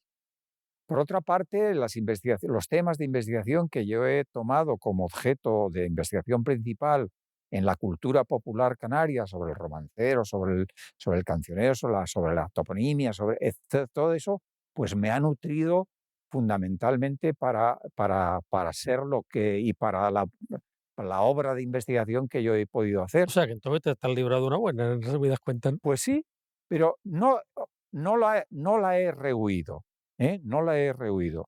Si no ha sido así, pues es por circunstancias momentáneas, no la he rehuido. Sí, pero ahora quería hacerles una pregunta muy concreta. Ah, es decir, a otros profesionales todavía, digamos, en movimiento, en periodo de consolidación de su posición universitaria, ¿ustedes les recomendarían que ocuparan cargos de gestión o Por que no lo supuesto. ocuparan y y se Si tienen concentraran en la vocación para docencia? ello, adelante. Si no tiene vocación para ello, que no se metan a ello. Pues yo diría Yo que creo que depende del momento en el que estén. Es decir, si estás consolidando tu posición dentro de la universidad, gestión no. yo estoy de acuerdo Es contigo, decir, total. yo La creo que gestión te quita yo muchísimo creo que la tiempo. gestión se debe hacer cuando, bueno, en nuestro caso no fue así, Sí, porque no, nos bueno, encontramos con la gestión, bueno, porque nos era o encontramos con gestión todo. Había que había hacerlo, que sí o hacerla. sí. Sí, Pero pero desde Eso un eran los punto de tiempos vista, fundacionales, eso era ¿eh? otra época, así que sí, no. sí, Desde sí. un punto de vista racional, parece sensato que la primera consolidación de un profesor sea la de la docencia y la de la investigación. Y que cuando has consolidado una posición dentro de la universidad, yo sí que creo que si, como dice Maxi, tienes, si no vocación, por lo menos no rechazo Ujú. hacia la gestión, yo creo que sí que es necesario implicarse en la gestión. Algunos mucho, otros poco. Hay muchos ámbitos dentro de la gestión universitaria y en muchos niveles en los que se puede contribuir, pero yo creo que es necesario tener una visión de lo que es la institución, y esa solo se tiene cuando sales de tu pequeño ámbito y acabas teniendo que gestionar intereses muy diversos, y que puede ser un departamento, y si ya pasas a un nivel de vicerrectorado o de decanato, evidentemente todavía se complica más. Yo creo que eso da una visión más completa de lo que es la institución, y implica, no voy a decir un mayor compromiso, porque eso no es así, o sea, el compromiso de Maxi con la institución es innegable, pero sí un mayor conocimiento de las dificultades que en un momento determinado se pueden tener a la hora de tomar una decisión. No sé si se hace uno más comprensivo porque ves qué dificultades hay, ¿no? Pero al mismo tiempo contribuyes, aunque sea de una manera pequeña, a que la institución continúe avanzando y no se quede anquilosada. Yo creo que esa sí que es una parte no tan importante como la de la docencia y la investigación, que debe ser la primordial, pero yo creo que en un momento de la vida universitaria sí que creo que se debe participar en la gestión. Pero aquí venía la siguiente pregunta que tenía yo previsto hacerles, y es que, sobre todo, porque claro, ustedes ya como estaban en el nivel de mérito, quizás no están tan metidos en eso, pero ¿no tienes tú, Trini, la impresión de que de un tiempo a esta parte las personas de mayor rango académico es decir, rechazan ese tipo de cargos? Nadie quiere Sí, ese decano, nadie quiere ser director de departamento y en muchos casos ni siquiera mucha gente quiere ser vicerrector, ¿no? Entonces, y esto quizás tenga que ver con lo que decía Yolanda, es decir, nos hemos metido quizás en tal cúmulo de burocracia, de informes, de contrainformes, que cualquiera dice, pero es que yo no puedo dedicarme a esto y dedicarme a otra cosa. Entonces, Pero también hay otra contrapartida y bueno, cuando me tocó acreditar los títulos, renovar la acreditación, si no hubiéramos tenido un equipo, afortunadamente yo lo tuve, muy importante, y una colaboración estrechísima de los decanos y de los directores de departamento y de los profesores de esta universidad, ahora mismo no tendríamos universidad. eso está claro, Claro que sí, no. sí, O sea, es eso que está claro. yo creo que es necesario Sí, tener un Es equilibrio. verdad, sí, es verdad. sí. Ni cuando Luis Álvarez acredita los títulos, verifica los títulos por primera vez, yo creo que nadie, probablemente cuando pase el tiempo se lo agradeceremos lo suficiente, a pesar de todos los problemas que él tuvo como vicerrector, pero si él no hubiera verificado los títulos, ahora mismo no existiríamos. Y si yo no los hubiera renovado la acreditación, tampoco existiríamos. Sí, no, sí, eso está claro, pero lo que digo es que yo lo que percibo por lo menos eso es como Pero ahora mismo una hay un retirada rechazo. que en cierto modo pues supone también, yo creo que pues no sé, como poner un poco en cuarentena el grado de implicación de uno con la entidad, ¿no? Pero bueno, un par de cositas ya nada más porque tenemos que ir llegando ya hasta el final. ¿Qué le parece a usted de esa idea que parece ser que ha impulsado o que está impulsando el actual ministro de Universidades? De que no tenga que ser una condición necesaria para ser rector el ser catedrático. Es decir, por una parte, la posibilidad de que el rectorado se le encargue a gestores externos, un poco como se hace a veces ahora con los gerentes, o la otra parte, que es la que no dicen, pero que es lo que seguramente está detrás, es la idea de jerarquizar el rectorado. Es decir, que cualquier persona de la comunidad universitaria, no importa cuál sea su rango académico, pueda ser rector. ¿Eso qué les parece? Bueno, si para ser ministro no es necesario tener una titulación universitaria, si para ser, etcétera, etcétera, etcétera, no es necesario eso, ¿por qué para ser rector es necesario ser catedrático? Eso es ironía, eso Sí, es sí, ironía, esto es modo, eso como es dicen ironía ahora, porque, por modo supuesto, es que irónico esa on. idea tiene que Esto se surgir, está grabando, ¿eh? Sí. es que esa idea tiene que surgir de gobiernos que piensen de esa manera.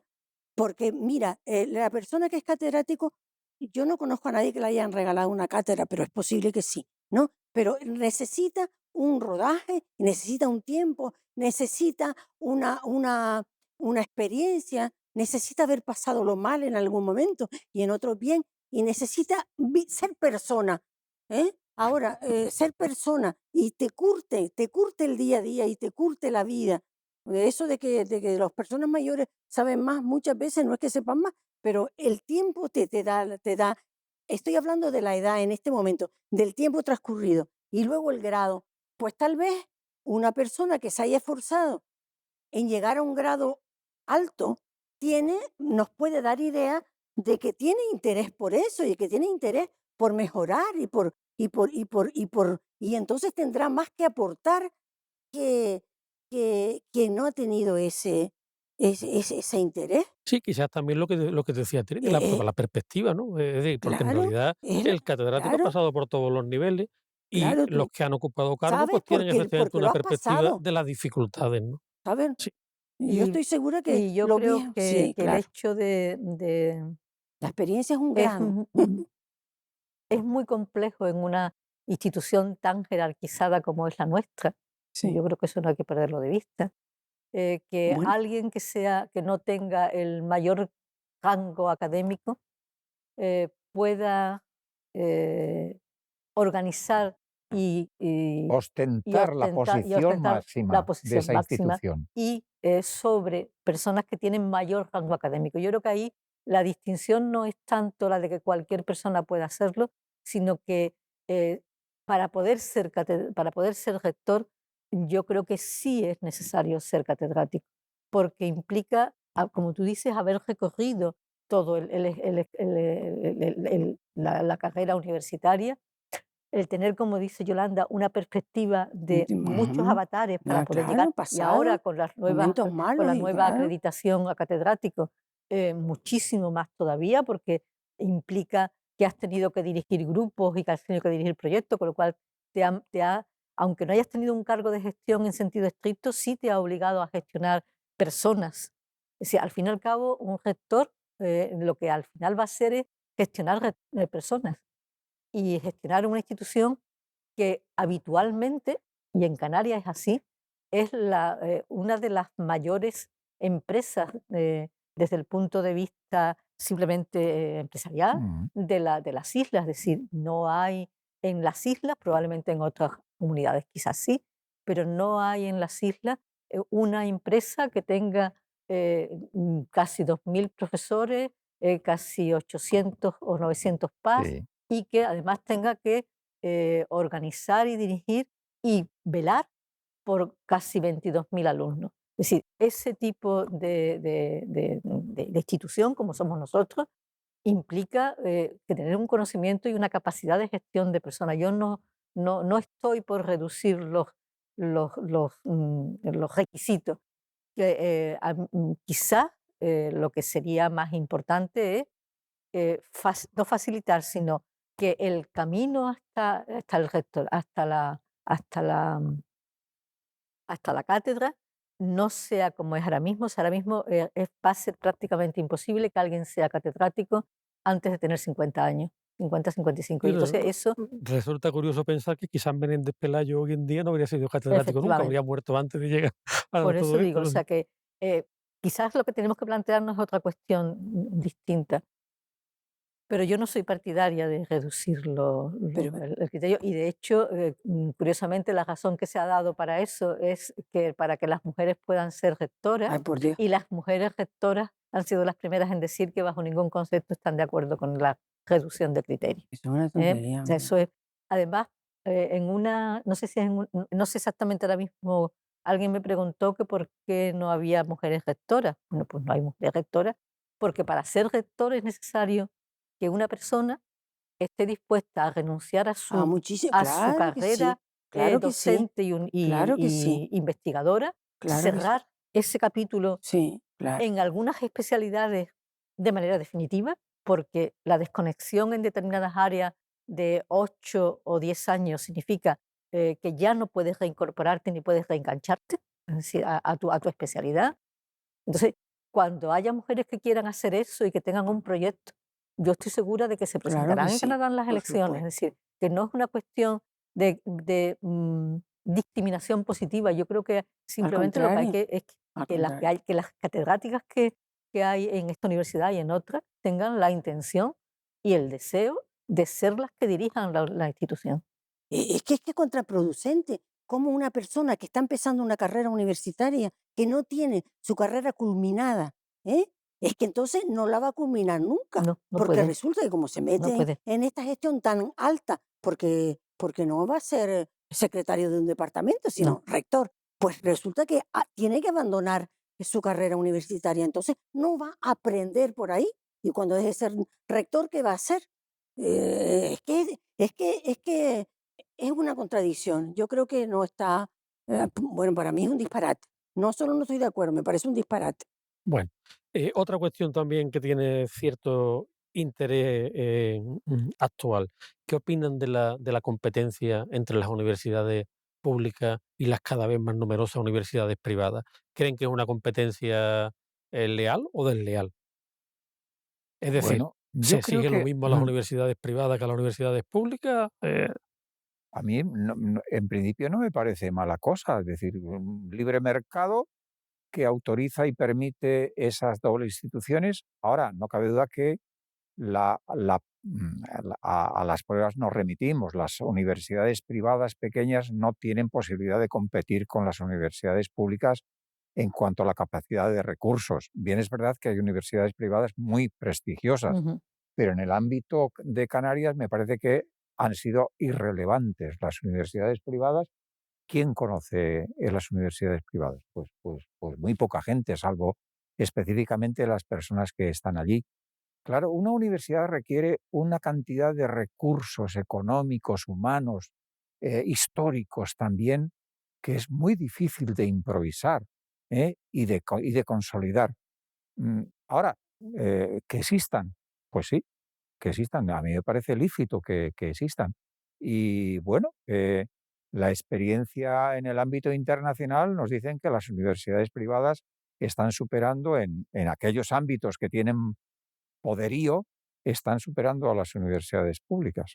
Bueno, en Pero realidad nadie discute que las universidades privadas no sean unos entes útiles o incluso necesarios. La pregunta más bien era, ¿la competencia es una competencia leal o desleal? No, para mí es una competencia desleal en cuanto que los requisitos que se exigen a unas y a otras no son los mismos. Yo creo, como dice Maxi, que una universidad tiene que tener una serie de recursos y yo creo que sí vamos a establecer yo no tengo nada en contra con la existencia de las universidades privadas, me parece, como dice Maxi, que en el sistema económico en el que estamos y en el sistema social que estamos es perfectamente lícito, pero yo creo que los requisitos deben ser los mismos. Es decir, si se nos va a pedir a las universidades públicas unos criterios de rendimiento, de investigación y de transferencia, yo creo que esos requisitos deben ser exactamente los mismos que se pidan a las universidades privadas.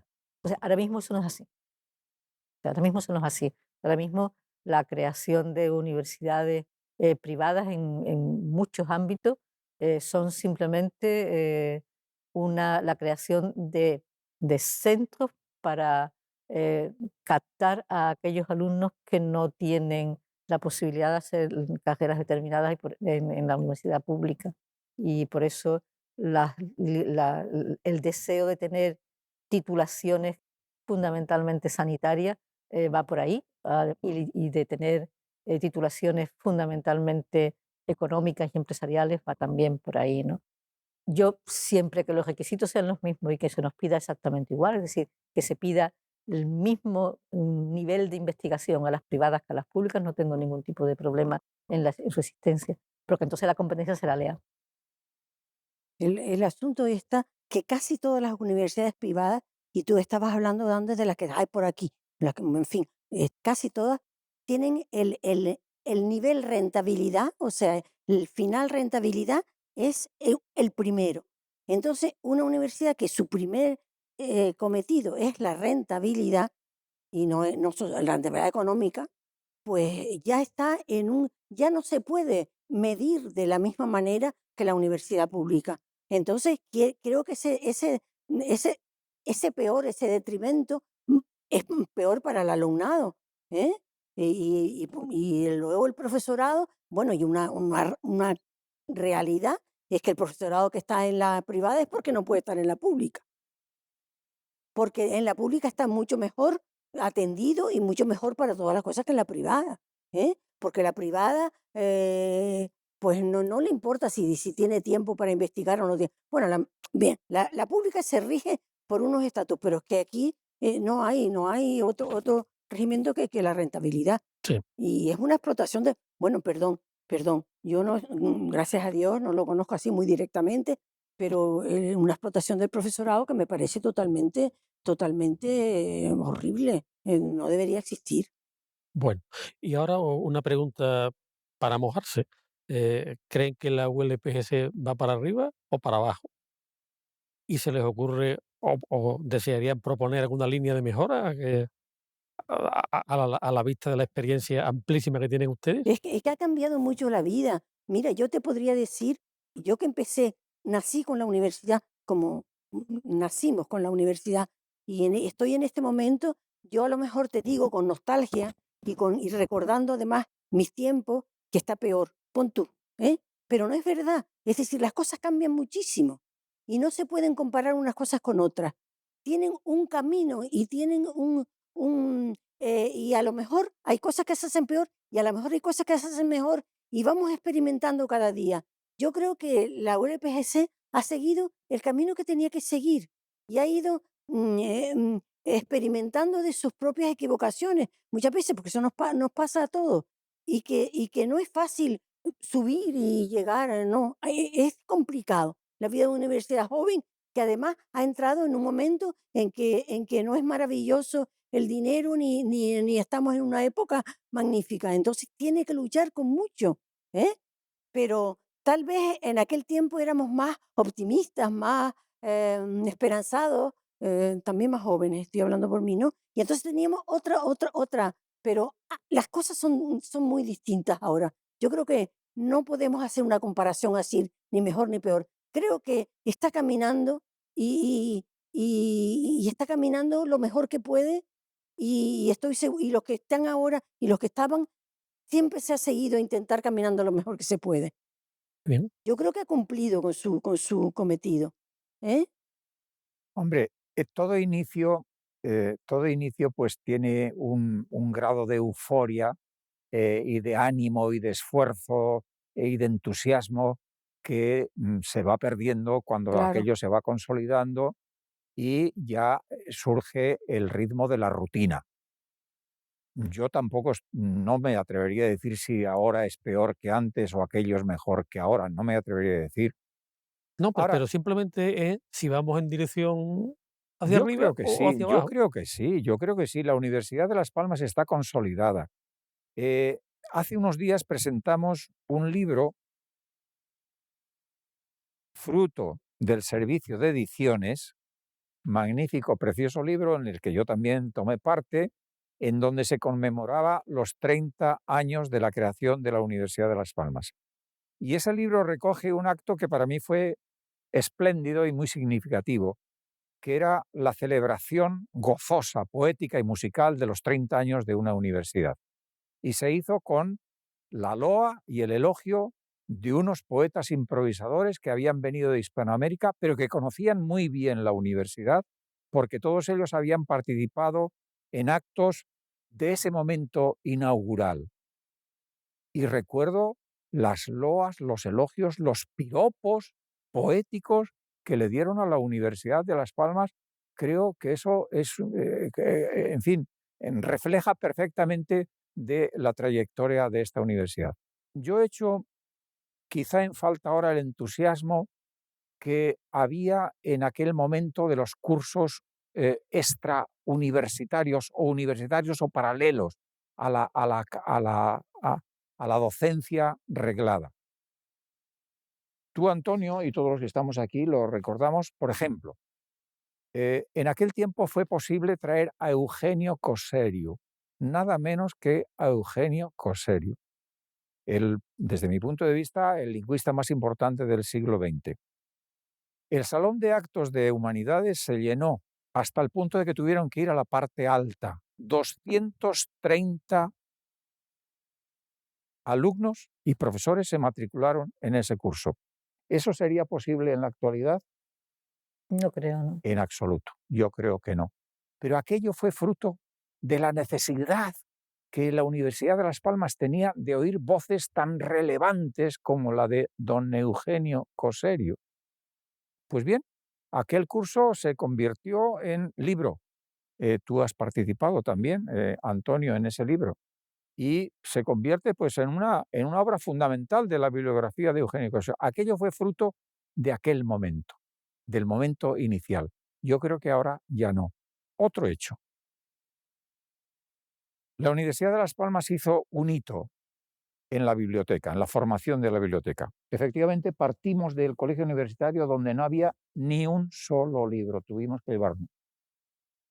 Yo, gran parte de mis investigaciones que necesitaba libros de fuera, los he podido lograr sin moverme de mi despacho, porque la universidad se encargaba, a través del intercambio universitario, de traerme todos los libros que yo pedía, bien porque los tenía o bien porque los solicitaba desde el campo. Creo que la biblioteca de la Universidad de Las Palmas de Gran Canaria logró un corpus, un depositorio récord, no sé si estoy diciendo una tontería, en España. No creo que haya otra universidad que haya logrado tal cantidad de depósito bibliográfico en tan poco tiempo. Y tan bien llevado, y Y tan tan bien bien llevado, llevado. y tan Yo ágil. siempre he dicho, y lo vuelvo a Es decir un aquí ahora, ejemplo que la el servicio universidad, más la importante y biblioteca, que ¿eh? mejor funciona de la Universidad de Las Palmas es la biblioteca universitaria. Pues nada, se alegrarán de verlo cuando se publique el libro. Sí. ¿Y tú, Trini, qué opinas? Yo creo que una cosa es la vida cotidiana y el día a día, que muchas veces nos agrisa la perspectiva, y otra cosa ver las cosas con la perspectiva desde de los que empezamos Mm. y estamos aquí ahora. Creo que primero la aportación de la Universidad de Las Palmas de Gran Canaria a la sociedad Gran Canaria, primero y ahora también a la sociedad de Fuerteventura y de Lanzarote con los centros de allí. Creo que todavía no se ha hecho una valoración realmente grande. Es decir, el hecho de que mucha gente pudiera estudiar aquí y que no podía irse, que no podía ir a la laguna, a pesar de estar tan cerca, pero no podía irse, significa que el nivel de formación de los cuadros medios de esta sociedad aumentó de una manera exponencial y ha aumentado de una manera exponencial durante este tiempo.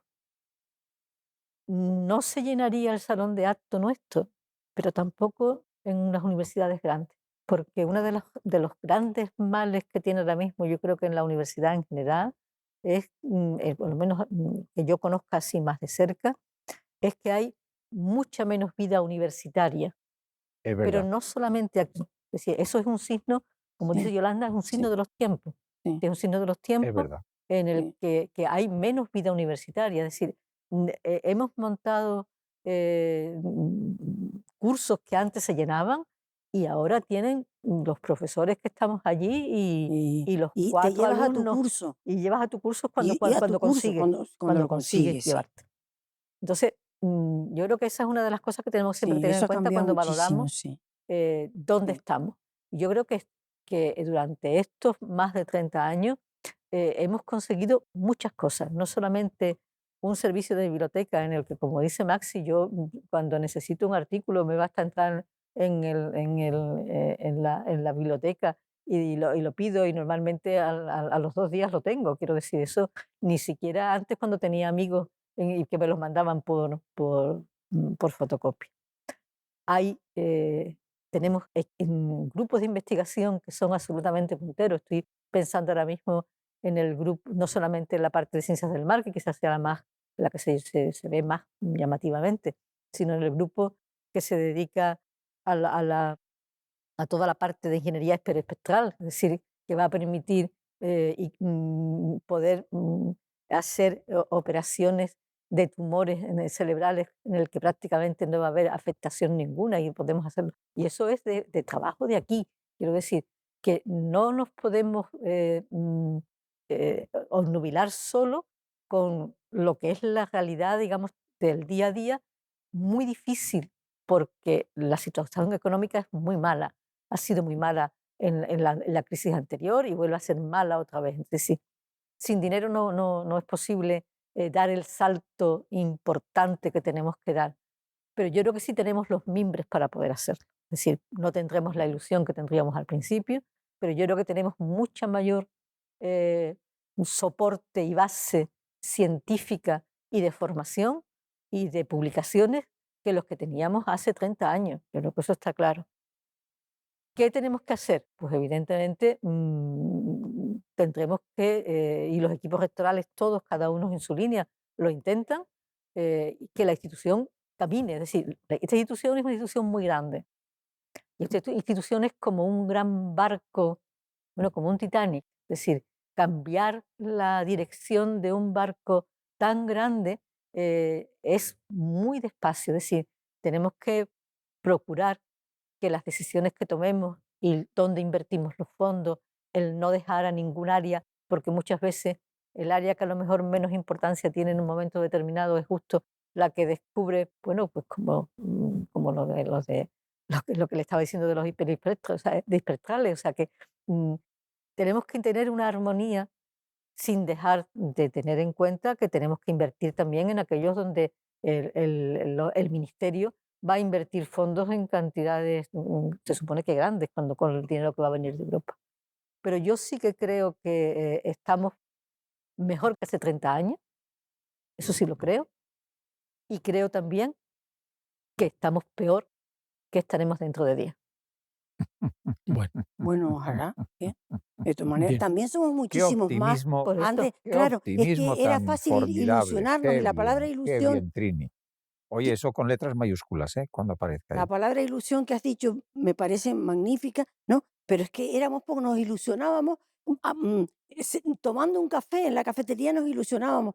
Ahora estoy mirando a Rosario, ir a la biblioteca cuando ya estaba ahí y hablarle de una investigación, salir otro libro, ir de un libro a otro y acabar diciendo que eso es la investigación, que tú ibas a buscar una cosa y encontrabas unas pistas de 10 más que no habías pensado y que además te llevaban a otra área y a otro sitio. Y eso éramos poquitos y nos ilusionábamos unos a otros. Hemos crecido y somos tantos y se pierde un poco la gente por los pasillos. Pero bueno, eso es normal en el paso del tiempo. Si fuéramos pocos estaríamos peor, ¿no?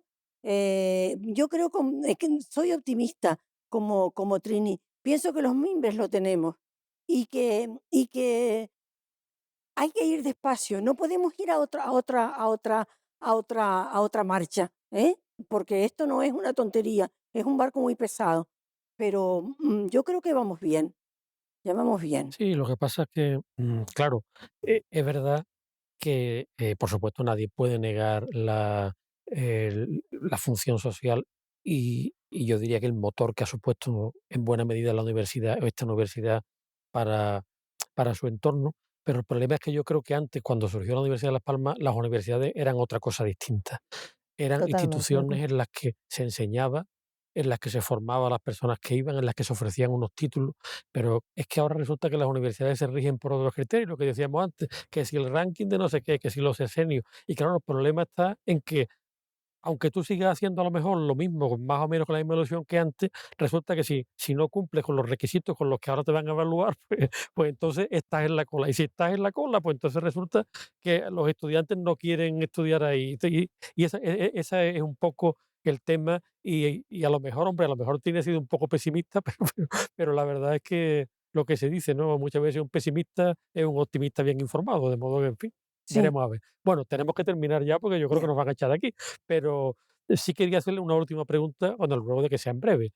Es decir, después de la dilatada experiencia y de su implicación con la universidad, que nos ha quedado muy clara, perdón, a lo largo de todo este debate, ¿cómo resumirían lo que cada uno de ustedes ha aportado principalmente a esta universidad y cuál es el mejor recuerdo que se han llevado de ella o que querrían llevarse?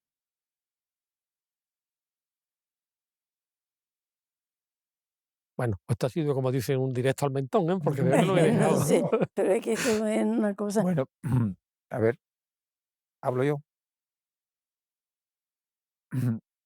Yo creo que la universidad me ha dado a mí más de lo que yo le he dado a la universidad. Me ha dado una vida entera.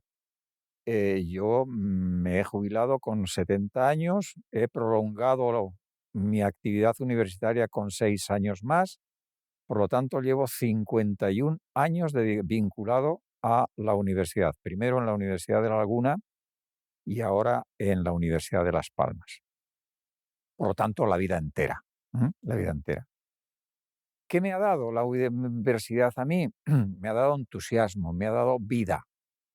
¿Qué le he podido dar yo a la universidad? Pues todo lo que he podido. Y lo que he podido ha sido docencia e investigación. La docencia me la han gratificado con ese reconocimiento de los 6 tramos, a los que he llegado.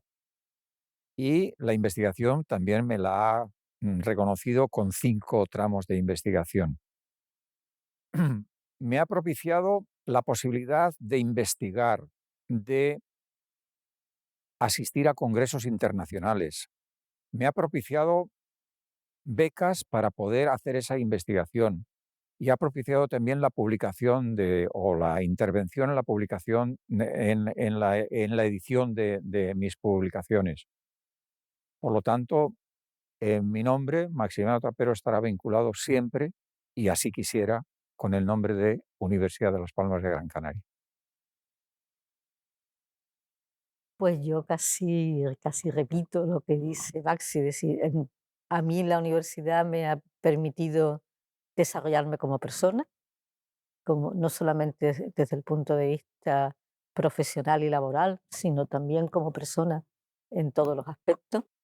Me ha dado mucho más de lo que yo haya podido darle a ella, y lo que desde luego sí he procurado darle siempre ha sido el mayor trabajo y la mayor dedicación posible, que me ha sido posible en cada momento. Y el momento más importante que yo pueda recordar, yo creo que es el de la creación, el de la creación de la Universidad de Las Palmas.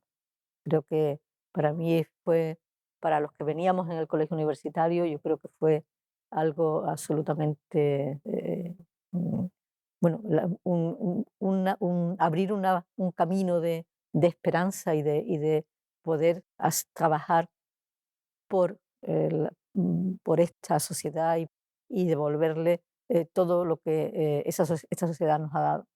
Ese para mí fue quizás el momento más importante. Y después el del día a día, el de poder ir a clase ahora que no puedo, me parece que es uno de los elementos más importantes y más satisfactorios que se puedan tener.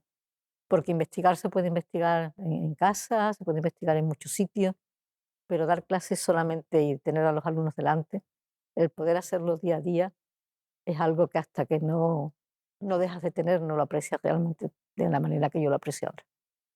Muy bien. ¿Yolanda? Bueno, pues la universidad es el vínculo más estrecho que tengo, aparte de la familia y la primera, es el vínculo más estrecho de mi vida. Ha sido, pues, tuve la suerte de poder desarrollar este espíritu de investigación y de una docencia alta que tenía y que la hubiera desperdiciado, me parece, y que me dio la ocasión, la universidad, de desarrollarla, y he sido muy feliz en todo. Yo creo que no he tenido malos momentos, he sido muy feliz y siempre me ha tratado la universidad muy bien. Y yo creo que le he respondido con lealtad, con honestidad, con un trabajo terrible, día a día. Creo que no he rehuido nunca un momento de trabajo que hubiera tenido que tener. Y, y yo creo que Mm, la mayor alegría para mí fue voy a decir fundar, la Facultad de Filología, fundar. Te digo por qué fundar, no ser decana, matricular, cambiarlo, decir dónde va el curso, dónde va primero y dónde va segundo y dónde va tercero, y decir qué hacemos, y la cafetería, si se abre o no se abre. Es decir, no es solo dar clases e investigar, que era lo principal. Eso ha sido una alegría enorme para mí.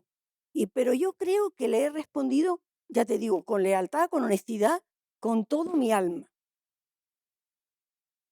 Que ella me ha dado más a mí que yo a ella. Yo le he dado mucho.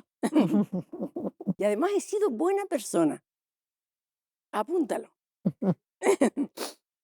Queda grabado, de modo que por eso no te preocupes. Bueno, pues yo no tengo más que, bueno, en primer lugar, puesto que yo estoy aquí en función del cargo institucional que ahora mismo represento, pues quiero darle también las gracias en nombre de la universidad por todo lo que ustedes le han aportado a la institución, que desde luego es más, creo yo, por más que ustedes sean modestos, de lo que la universidad pueda haberle dado a ustedes, ¿no? Y por otra parte, pues bueno, yo creo que ha sido un debate ameno, instructivo y enriquecedor, y la verdad es que para mí ha sido un placer poder encontrarme de nuevo con ustedes y haber formado parte, pues, de este pequeño coloquio. Muchas gracias a todos. Sí. Gracias a ti. Gracias, y gracias a la universidad Gracias a la por universidad. eso. Gracias a ustedes.